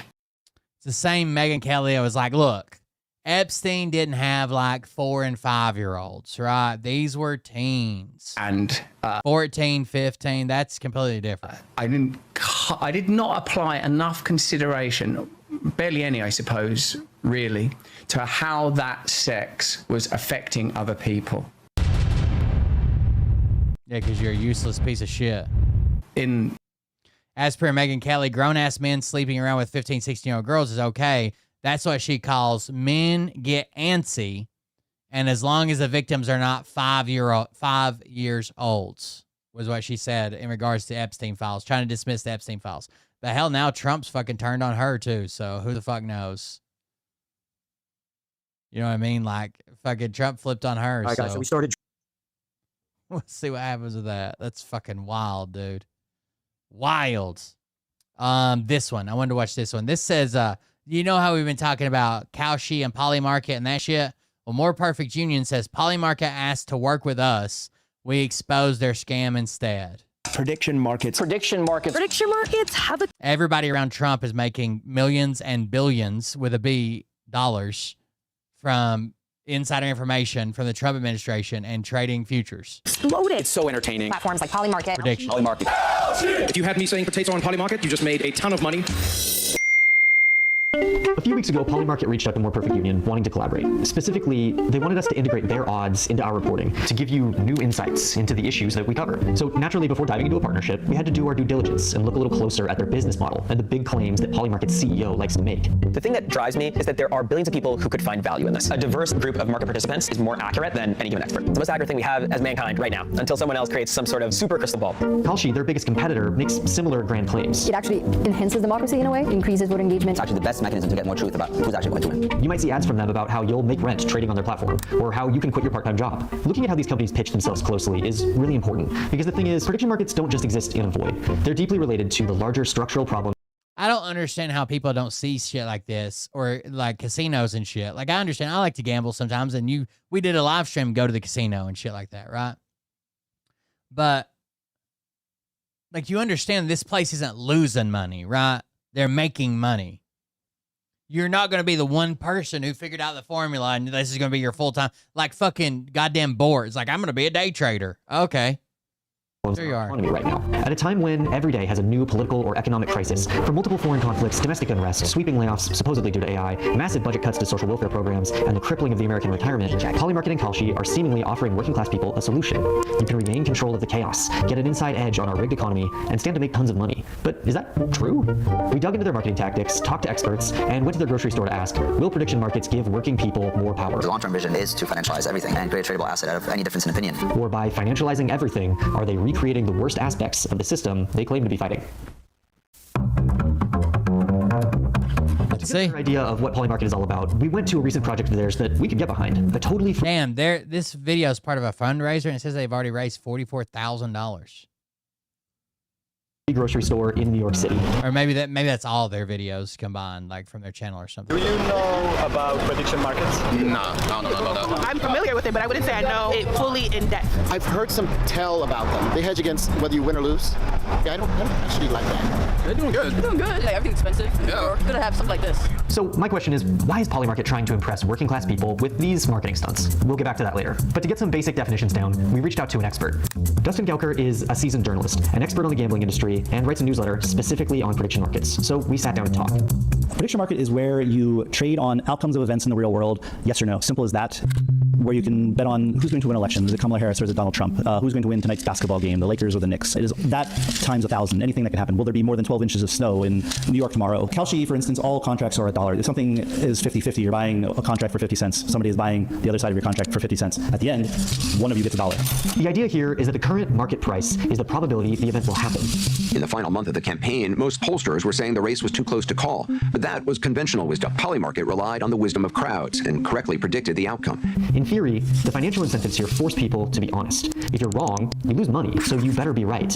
This is supposed to be the ultimate filter, signal from noise, the truth machine. With enough people taking part in these bets, with enough liquidity, you get more accuracy. There's no house in this transaction, as prediction market companies are really fond of reminding us. They don't care if you win or lose, unlike sports books. They're just facilitating the transaction. It's matching. Sounds almost friendly, but there's a catch to all this. For these markets to be truth machines, to get the most accurate predictions, they actually kind of need insider trading. Take a look at this market, for example. What will happen before the video game Grand Theft Auto 6 is released? A lot of people know the answer to these questions. People who work on Drake or Rihanna's teams, or who work for their record labels. They would all know this, right? New albums. Maybe you work at OpenAI and you know the release date for GPT-6. You should probably place a big bet and get some money for that knowledge. The markets are meant to price the probability of the event, so they incentivize people who have high conviction, people who have insider information, to come collect their bounty by placing big bets on sure things. Placing these bets pushes the market probability in the right direction, making the prediction market more accurate because you know the answer. But it also means, in a lot of cases, these markets are inherently unfair. There's been advocates, including Polymarket CEO, that insider information gets us to the truth or gets us to more accurate probabilities. And honestly, not wrong. If that's the goal of a prediction market, you actually want insiders trading into it. This is Dr. Robin Hanson, seen by many as the godfather of modern prediction markets, held up by the Polymarket CEO as the expert. In a prediction market, there aren't investors. It's a betting market. We create the prediction market in order to learn things about the company. If the main purpose is to get more accurate prices, then basically we want as many insiders as we could. Insiders is great. Please, insider trading. That's just not really an issue for prediction markets. Now, prediction markets would respond to this criticism in a few ways. Kalshi says they're rolling out new tools to find insiders. They require ID verification to trade now. Polymarket recently rolled out their own new insider trading rules months later. But the simple fact is they can't possibly police all the traffic that they're getting. The Oscars, Rotten Tomatoes scores for movies, how many streams there will be in Spotify. Like, surveillance will catch a large bet that's abnormal, right? But the whole universe of people who has this information, like on across all of these markets, is in the tens of thousands, hundreds of thousands. Yes, they know who you are, but can they definitively say this is insider trading? Or can somebody who works at Spotify just tell a friend, hey, look, I know who's going to have the most streams today? How are you going to catch that? And there's another problem here. What even is an insider in the case of a global event? Senator Chris Murphy has had his eyes on prediction market insider trading, so we sat down to talk about it. So when you go on Polymarket or Kalshi, you assume there's some system in place that is assuring that the bet you are making is not rigged. But all of the bets on government action are rigged because somebody in government knows the outcome. Many of the other bets are rigged as well because there's a handful of very powerful people who know the answer to that question and are pushing the markets in one direction. His stance was that these rigged markets, ones where thousands of people know the outcomes, shouldn't be traded at all. And honestly, it's pretty hard to disagree with that. If it's a rigged market, if somebody knows the outcome ahead of time, you can't offer a bet on it. That seems pretty simple. Even defining an insider in this context seems impossible. I mean, what about this guy who sat outside the Super Bowl rehearsals with a listening device so he could time how long the national anthem would be before betting on prediction markets? Is he an insider? I mean, I know he's literally outside of the stadium, but in this case, he had information that the public didn't have. And we can't even solve insider trading in traditional financial markets where people have been trading for decades. Oil traders made millions just hours ahead of an Iran announcement from President Trump in traditional financial markets. Why should we believe that a couple of tech bro startups have solved the problem that no one else could? You know, let's take, for instance, a bet on what I'm going to say in this interview. We're taping it. There's a whole bunch of people in the room right now. They all know what I said. They're going to go out and tell a whole bunch of other people what I said. There's going to be, you know, by the end of today, 100 potential people who can bet on that market knowing they're going to make money. Restricting me and me alone from making that bet is pointless. You should be restricted from making that bet. Everybody in this room should be restricted from making that bet. But that exercise of deciding who has inside information and who doesn't, that's like, it's fruitless. You're never going to be able to track down everybody that heard what I said in this interview. Okay, so setting aside the insider trading mess, here's the real kicker. Prediction markets aren't even as accurate as they advertise. The most interesting example recently is the February jobs report. They forecasted 60,000 jobs would be added in. If you just have the right information, I mean, it's a sure thing, right? Or as close to a sure thing as it can be. February, guess what? Job report was down. They weren't even close. There was like a delta of 150,000 jobs. Take a look at this recent study out of Vanderbilt University that looked at prediction markets in the 2024 election.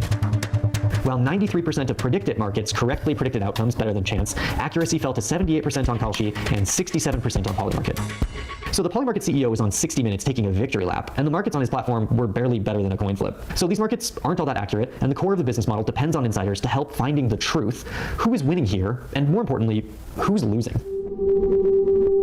Regular people are always fucking losing.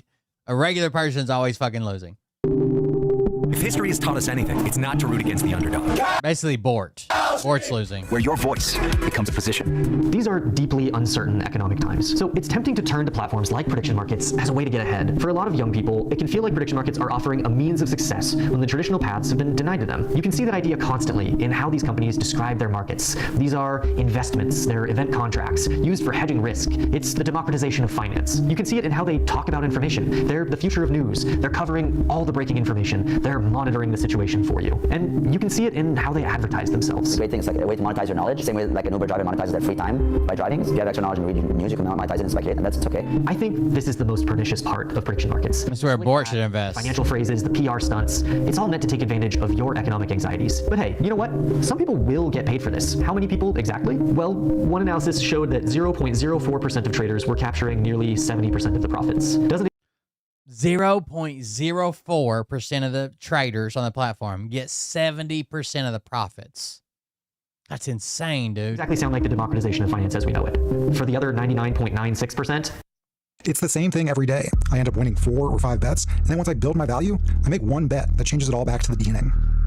I have lost like $25,000 on sports betting. How do I fix this? Long story short, I had an unexpected financial emergency, and I'm really short rent money and really desperate. Does anyone have a low money, under $20 high payoff bet with a strong chance bet I can tail? Thanks. I started pretty irresponsibly, and so here I am at minus 14K. But I'm confident if I stay disciplined, I'll make it out. This is shockingly common. God damn, dude. How to, if people come trade specific event, how to get them to trade on other events, and how do we cross-sell them, and how do we basically come back, and how do we make sure that they stay engaged. These people are donating liquidity, adding money to the markets for insiders and professionals to collect their bounty. Because no matter how much they use the term investment, it turns out it's mostly being used to gamble. It is so people can gamble on things, whether it's sports, and again, mostly it's sports, at least in the U.S. How much of it is sports? 85 to 90% right now. Kalshi is the leader in the U.S. At Polymarket, it's different. It's more like 40% is sports and 60% is everything else. But it's just people gambling. Take a look at the front page of Kalshi on any given day. It's basically all you'll see, sports. And when it's not sports, the other 10% seems to also be gambling. Some people are betting on whether or not the price of Bitcoin will go up or down every 15 minutes. You can bet on whether or not Clavicular will be the next Ayatollah of Iran. They might call them event contracts, but if you're betting on the Super Bowl coin toss, you aren't investing, you're gambling. But don't just take it from me. Look at this early ad Kalshi used to run. Sports betting is legal in all 50 states. It's not, by the way. Kalshi is now offering a $1 billion prize if you predict a perfect March Madness bracket. And the way that CEO Tarek Mansour promoted it is one of the most blatant examples of their direct appeal to working people. 90 minutes left to attempt generational wealth.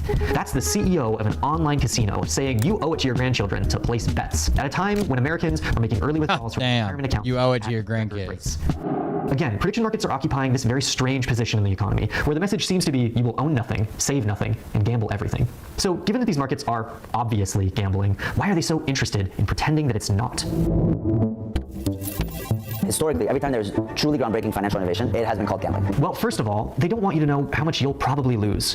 One report from a Citizens Bank analyst showed that prediction market traders actually lost more than they would have on traditional sports books in the first 3 months. And for this story, I talked to prediction market traders, journalists, experts on gambling and public health, and here's what I heard from all of these people consistently. We are in the middle of a gambling public health crisis, and this crisis is hitting young men particularly badly. We've taken a very addictive behavior, and we've put it in the hands of everyone, everywhere, all the time. You don't have to make a trip to your bookie or to the casino. Place a bet on the game, any game, no restrictions. The casino is in your pocket. On prediction markets, the age of participation is 18 instead of 21. So get started even earlier. When you combine the addictiveness of these platforms, the availability, and the uncertain economic times, you get a potent combination. And being part of this wave of gambling crashing over young Americans, profiting from their suffering, it's not a good look. Which is why you'll notice that they're very careful with their language. It's why they've mostly stopped running ads using the word betting. It's why they shut down their short-lived Kalshi U program to partner with college kids and make campus clubs. It's Kalshi in particular is being taken to court in multiple class action lawsuits. This one claims that Kalshi deceives. So when I just pulled up just randomly on Polymarket, I just clicked on one that was politics. Starmer from the UK, right? He's the Prime Minister of the UK. will Starmer be out by, and it says question mark. If you bet on April 30th, okay? If you bet he'll be out of office for any period of time between now and April 30th, if you bet $100, you can turn that into $2,700 if you're it's right. If you bet by May 15th, you turn 100 into 535 if you're right. By June 30th, 100 becomes 238. Or by December 31st, 100 becomes $147. And if he's not out by that date, you lose all your money, whatever date you pick. But man, like, if you knew that, like, for some reason that he was planning a concession speech on next Friday or whatever, and you could bet, you know, even a fucking, say you had $10,000 saved up, right? And for some reason you knew he was going to concede on April 29th or 28th or whatever. The way the market sits right now, you could turn $10,000 into $90,000 on Polymarket. It's hard to take a person that needs money or that wants money or that's fucking greedy or whatever. Maybe you actually need money to pay bills and you know some type of information and not make that bet. Like, if for some reason I was friends of a family of friends and knew that Starmer was going to step down and he was planning it for the 26th of April or whatever, I might make that fucking bet, dude. I don't know what to tell you. Sports bettors by pretending to not offer gambling. I could use that money. No house stuff they're always talking about isn't strictly true. Sometimes Kalshi, the company, is the one on the other side of the event contract, meaning they collect the full winnings if you lose. So I guess there is a house after all. But beyond the massive harms to our public health, the difference between... I think that's very disingenuous, claiming there is no house, right? It's not like the casino always wins because you're just betting against people who don't agree with you, right? That believe something different than you or whatever. But sometimes there is a house and they're betting against you. Between the words investing and gambling is a difference of billions of dollars. If I'm Tarek Mansour, why do I absolutely want to be regulated by the CFTC and not by, say, the New York State Gambling Commission? Well, that's a no-brainer because you don't pay taxes to the state. The CFTC just exists to, like, here, you can do markets, do what you want. There's regulation around that, but if you're a state-regulated sportsbook in New York, you're paying a 51% tax. You have to pay a licensing fee to offer a sportsbook in that state, and then multiply that by every state that has sports betting that's been legalized. Regulated sportsbooks have to do something on problem gambling. They have to provide a number that people, if they want to get help, they can get help, tools to help them if they are in trouble. If the prediction markets are regulated federally by the CFTC, they get to dodge all of this. No high taxes, no onerous regulations. I saw somebody on live stream the other day betting on how many cars would cross through an intersection in the next 30 seconds. And won like 13 fucking grand while betting on cars. No restrictions on which states you can play in. Now, Kalshi is being sued by over a dozen states, most of them saying, hey, this is clearly gambling and you need to abide by our state laws. My dad is dead now, so I guess I can tell you. When I was young, my dad used to have a bunch of slot machines that he owned. And he had this buddy named Bugsy. They all had nicknames, but they called my dad Julio because he looked like a Mexican. But Bugsy was Dad's buddy. And Bugsy lived down by this river. And at the end of this river, like you went out on this river and there was like a big, like almost like a peninsula where he had like a bunch of trailers. Like he had a trailer, his son had a trailer. And he had 3 or 4 that he rented out and one that was empty. And my dad and Bugsy went in together and kept probably 15 slot machines or something in there and made quite a bit of money. People were there all the time. They'd host poker games in the middle, and then around the walls of this big empty single wide trailer were just slot machines. And somebody had a falling out with my dad, and they caught wind that the person was going to fucking snitch on them or whatever. So the middle of the night, like 2 a.m., Dad fucking tears off and they break down all these fucking machines, empty them out, load them up in a truck, throw a tarp over it, and sell them to some guy in North Carolina. And the next day, the cops showed up. Or maybe it might have been 2 days later. The cops showed up at Bugsy's place looking for slot machines. Get a license and provide protections. But the CFTC chairman is coming out in prediction markets defense. Today, the CFTC is taking an important step to ensure that these markets have a place here in America. To those who seek to challenge our authority in this space, we will see you in court. And I'm sure this has nothing to do with the fact that Donald Trump Jr. is a strategic advisor to both Kalshi and Polymarket. Yeah, it has nothing to do with that. The same way that the FTC said, rug pulls and meme coins, we don't do that. We don't really cover that. Is it just because the president is doing rug pulls and meme coins, or no? Earlier in this story, we talked about the potential utility of prediction markets. And I want to be clear, I do think that's real. I think they do have the potential to aggregate information in a novel and useful way. But currently, it seems to just be that. Potential, not reality. Currently, it's gambling, sports betting, betting on war, and exploitation of economic anxieties. Products and companies should be evaluated on what they do the majority of the time, not what their potential is. So let me put it to you this way. Imagine I've made a machine with a big red button. When you press the button, 9 times out of 10, this machine punches you directly in the face. 1 out of 10 times, it feeds you a cookie. Have I made a nice cookie machine? Or is this just a machine that punches you in the face? This is the reality of prediction markets. So let's get back to that Instagram DM that started this whole thing. As we were wrapping up our piece, we started to see more reporting on prediction markets that told us something important. We're actually just one outlet that they reached out to. These companies now have entire networks of paid influencers and social media boosters. They even reach out specifically to young female influencers to attract more women to the industry. And they're courting powerful players from both parties to help them open doors in Washington. This is clearly all part of their broader strategy. These PR stunts, the free grocery store, the influencer networks, all just make it easier for them to prey on economically vulnerable working people. That's why some people like AOC have called for advertising bans, modeled off tobacco regulations. Prediction markets are clearly, obviously gambling, and they should be regulated at the state level by the proper authorities, the ones who will actually hold them accountable, make them provide reasonable protections, change the way they advertise, and who they can put their online casinos in the hands of. And beyond that, some type of markets, they probably shouldn't exist at all, as Senator Chris Murphy proposed. The cost of financializing everything can be seen in this one quote from the Kalshi subreddit. Took a loan of $2,000, had $1,000 to my name, went all in, had a pretty good 5 days run, lost everything. What should I do? Rent, phone bill, everything is coming in a few days. I tried taking the risk to move my mom out and make her proud, but I have failed her and myself. Please give me some advice. Thanks so much for watching. If you like this video, be sure to like and subscribe. Donald Trump Jr. sits on the board of advisors for both of them. You want to see the Democratic presidential nominee prediction so far? 26% to Gavin Newsom, 8% AOC, 8% Kamala Harris, 6% Ossoff, John Ossoff, 4% Buttigieg, 4% Shapiro, 3% Mark Kelly, 2% Andy Beshear, 2% Jon Stewart, 2% James Tallarico, 2% J.B. Pritzker, 2% Ro Khanna, 1% Rahm Emanuel, 1% Gretchen Whitmer.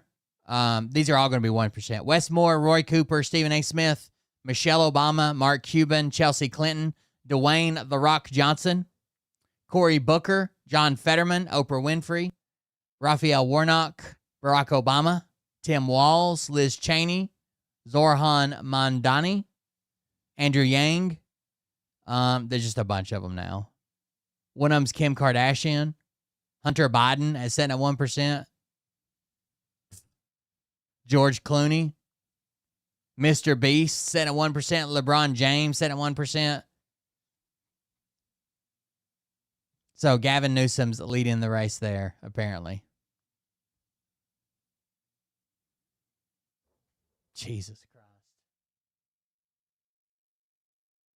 We have some major news right now. Congress is bracing for a significant shakeup in Donald Trump's cabinet as Trump's approvals are now lower than Biden's have ever been, and there is deep concern over what that means for the future of the president, the future of the cabinet, and the future of Congress and Republican control or lack thereof. A House Republican operative told Puck News that Donald Trump's approval ratings are now Carter-esque level, referring to Jimmy Carter, the former president. He's now in, quote, worse shape than Joe Biden ever was during his presidency. Meanwhile, Susie Wiles, according to the Daily Beast, the chief of staff, has tightened control over cabinet secretaries in recent months. She tightened foreign travel, restricted their ability to go overseas, saying it's distracting from domestic issues. There is internal chaos growing within the administration right now. I would expect some major cabinet officials to He's gonna shake some shit up for sure.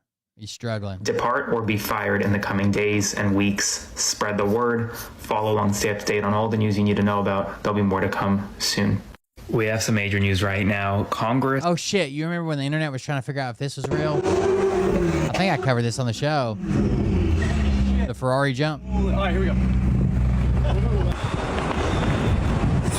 Come on, baby! Come on! We didn't actually see the fake one, but there you go. All right, here we go. Or I guess the real one, or the one that he submitted. It was fake. That was him faking it. That was a throwback, huh? Who do you think's going to get fired from the Trump administration next? Me when this missile hits 88 miles per hour, it's gonna send me and the Iranians back to the Stone Age? I think so, JD. Let me double check. Elon, hi Teddy Bear. How fast does a missile need to travel to send the Iranians back to the Stone Age? Donald, what the hell are you talking about? Is that not fast enough? I don't know how time machines work. Donald, for the 5th time, missiles are not time machines. Are you sure? I think Bush did this to Iraq, but he only sent them back to the 70s. Donald, I'm hanging up. What did he say? Nothing, JD. I need to call Bush. Why are you calling Bush? Because I love Bush. I think Melania has one, but I've never seen her naked. Besides, he's the smartest guy I know. He'll know what to do. Bush, my guy, do you know how fast a missile needs to go to send Iran back in time? I'm not sure. Dick Cheney handled all that, so you had to ask him. Oh, goddammit. So you're telling me your entire presidency, Dick was in charge? And you were what, the balls? I think he hung up. Dick Cheney knows how to time travel with missiles, but he's dead. So we have to get a hold of him somehow. Melania, bring my Ouija board. All right, here we go. Dick, how fast does a missile need to travel to send Iran back in time? Oh, 89. We were only off by 1, JD. Are you ready to fly? I'm ready. I'm ready. Wait, JD, take me with you. Get off, Melania. Please, JD, no, I beg you. I hate it here. I got her, JD. Are we in the Stone Ages? I'm not sure. Hey, Melania, do you have a bush? You're telling me when this missile hits 88 miles per hour, it's gonna send me...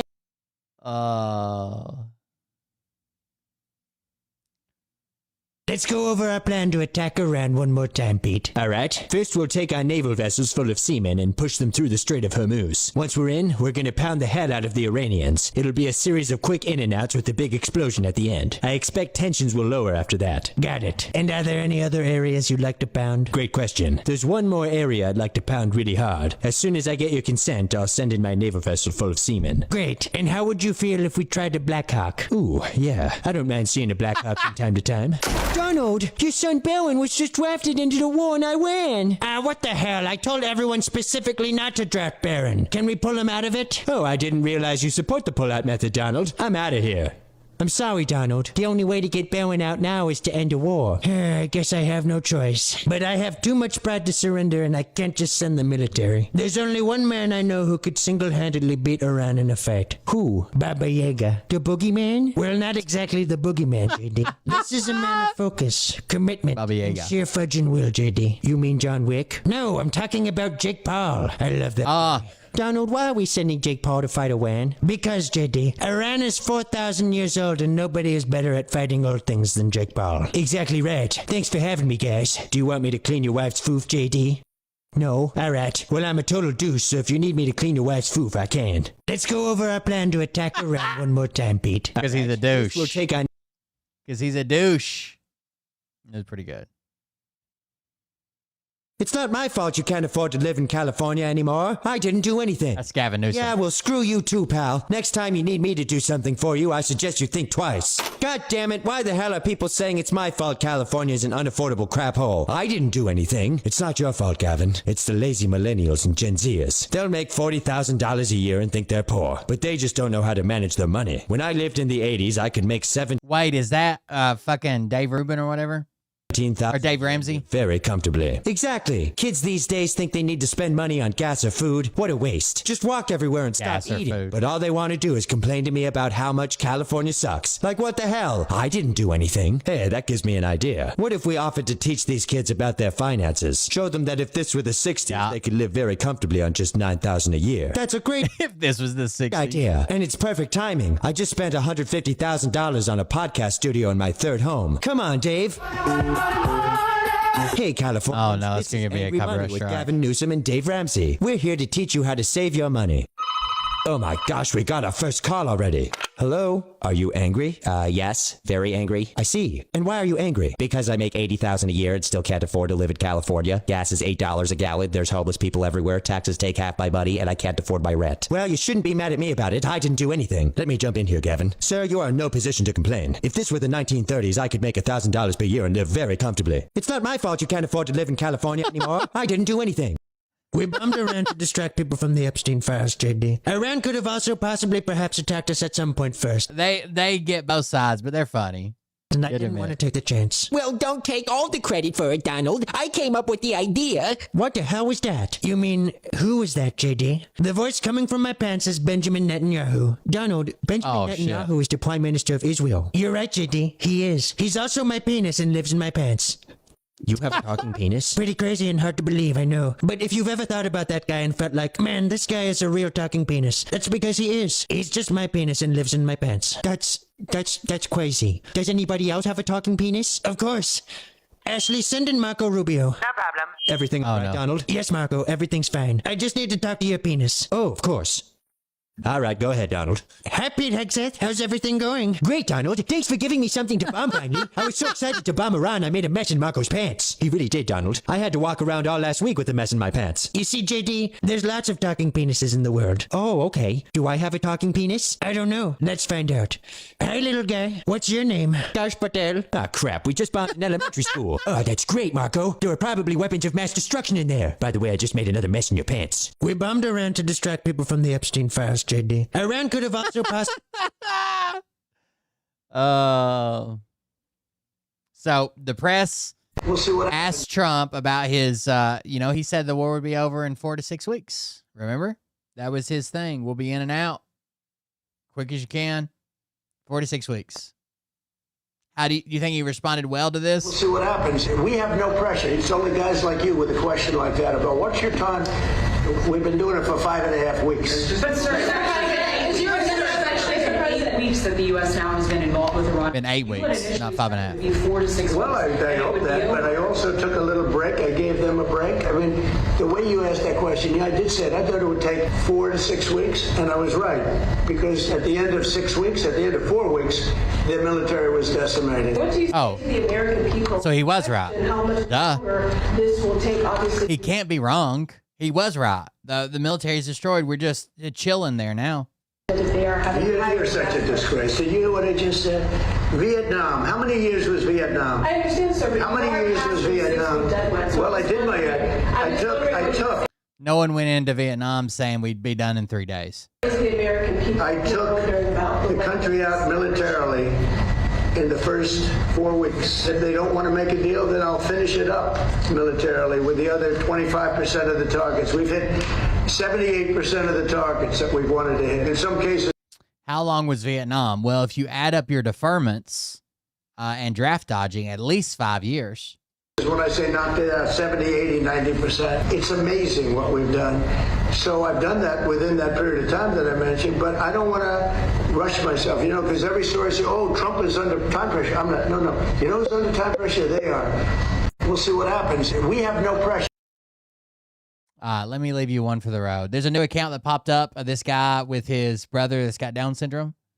He's very fixated on a lot of the same words over and over and over again. Cool content, though. Lesbian. Lesbian. Okay. Fucker. Okay. You ready to eat, bud? Right. This is the protein pockets or something from Subway. What the hell are these called? Remember what those are called? Oops. I like enjoying Mariah's protein pocket.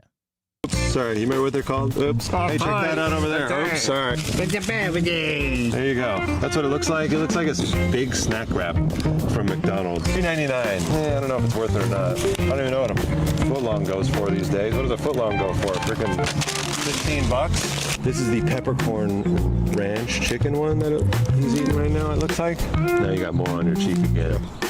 Is it good? Mm-hmm. What do you rate it out of 10? I gotta take the mic off him. He doesn't get it. What do you rate it out of 10? Lesbian. Okay. Lesbian. What do you give it out of 10? Lesbian. Is it good? Lesbian. Lesbian. That's lesbian. Yeah. It's lesbian approved. Protein pocket, whatever the hell these things are called. Let's get that Down syndrome ASMR chewing. Lesbian. Lesbian. Okay. Lesbian. Lesbian. Okay. Fucker. Okay. So I'm guessing at one point when he was young, he said lesbian. And everybody laughed, and he said fucker, and everybody laughed. So now that's all he says.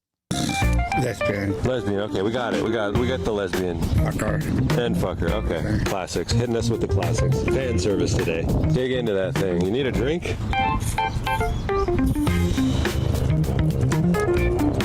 What do you give it out of 10? Fucker. 1 through 10, you give it a fucker? Mm-hmm. Okay. These are falling off. There you go. Fucker. Lesbian. It gets like multiple fuckers. It gets like 5 fuckers out of 10. Yeah, 5 fuckers and 5 lesbians out of 10. Okay, let's see if the Baja chicken one is as good. Spaghetti. Spaghetti, yeah, I get it. You want spaghetti. I know, sorry. Tomatoes? Tomatoes, yeah, that's exactly right. Tomato right there. Well, you eat the tomatoes by themselves. That's a question. He likes tomatoes. Yeah. Wipe off your face. Boom. There we go. Wipe that face. It's called Tyler Hack TV. He makes content with his brother. There you go. Wiping the face off. It's semi-wholesome. Is it good? That's there. Lesbian? Okay. It's got 1 lesbian so far. What's his most popular video, I wonder? Hold on. Making a double shot of espresso for my Down syndrome brother. Happy Saturday, everybody. What's up, bro? Say happy Saturday. Perfect. All right, we're drinking coffee this morning. I made you a little coffee right here, bud. Double shot of espresso. Let's see how he likes it. Go ahead. Good. What are you thinking? That's fan. Perfect. Give it a drink. Give it a sip. Oh, shit. Wow. He said it's... Smell shit.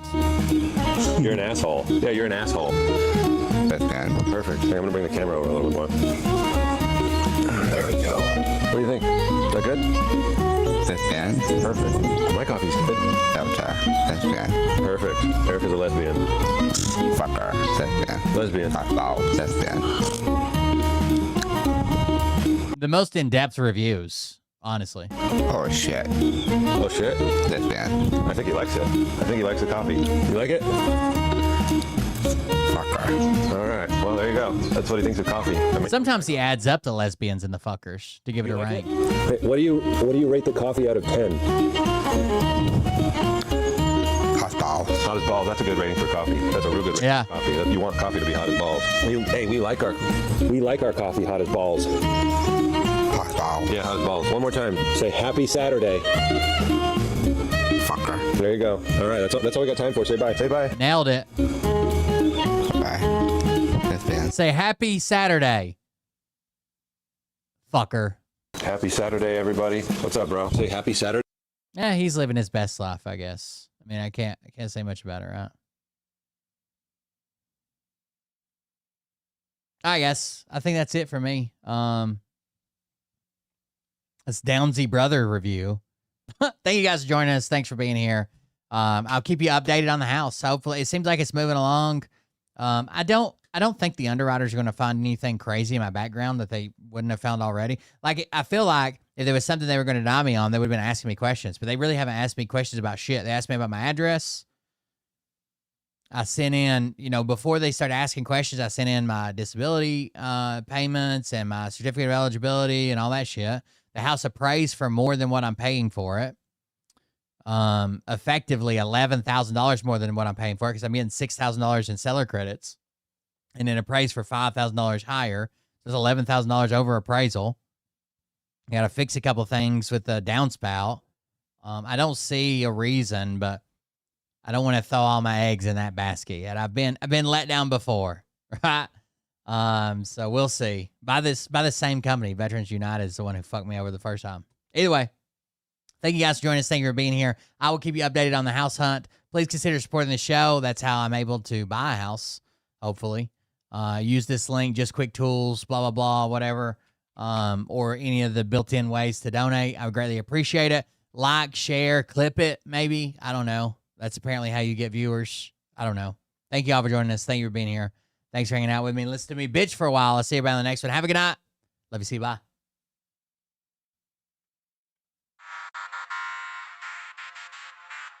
Yeah, it's a big step. Like, I think my parents would be proud. They never really owned a home. My sisters own homes, but they're to call out they married by name. Husbands that make decent money and shit. And I'm kind of like the fucked up black sheep. So I think it's a big step. We'll see. Okay, Scott. Here we go. I think I started some shit. Or a horrible mistake. Who knows? It's about to get lit. Get the place. Always got the Remington retirement plan. Buckle up, 'cause you ain't seen none yet. If it gets to be too much. I think I started some shit. Piss them off. It's about to get lit. Get the place in them beds. The forever nap. You better buckle up, 'cause you ain't seen none yet. And they say that I'm a lunatic. Well, listen, bitch, I came equipped with a quick wit and a 6th sense for the stupid shit. Where my true believers? Y'all need Jesus. Praise the Lord, head to the extreme. All these false fucking prophets who profit off of gossip. Worshipping Trump's cock and begging for a throat deposit. Swinging fucking meat hammers like Thor in a thong. He's strapped to the shaft, eating his chest like he's King Kong. Starving for attention, I'm a Weekend's coming up. Enjoy your weekend, guys. I can quit. Baby eating lizard people, aliens. I'll be anxious as fuck trying to figure out what's going on with the house during my weekend, but you enjoy yours. Climbing up 5G towers cause you told him if he did, he'd get fucking superpowers. Liam, he had a soccer game today. He lost. They lost. One of the seniors tore a ligament in his foot in the last, not tonight's game, but the last game they had. So he's out for the rest of the year. Kind of sucks for him being a senior. They've got 2 games left this season, and they're both conference games. So we'll see how they do. One home, that'll be senior night, and then the last one is away. Myself a tunnel that led to Jason Q's bedroom.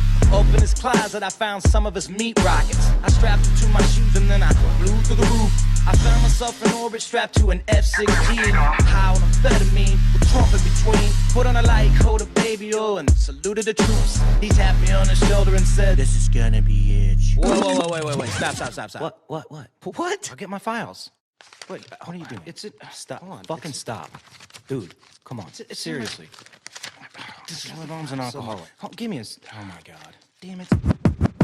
Here we go. I think I started some shit. Piss them off. It's about to get lit. Get the place in the best. You know that's... It's kind of, I don't know. It kind of freaks me out. Signing up for something for 30 years. I got to get some life insurance going, dude. If I die, I'd be fucked. Like, I get some life insurance that would at least pay off the house and...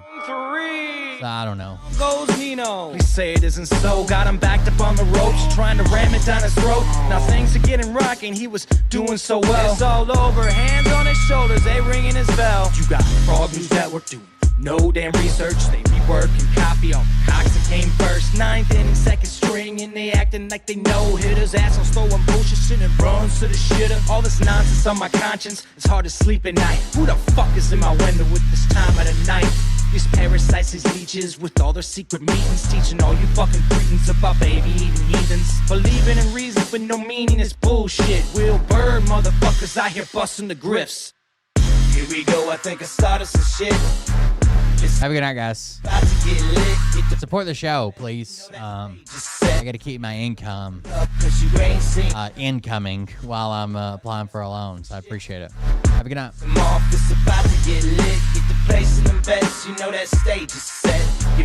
Shout out to Jen. I think she came in and made a donation. You don't have the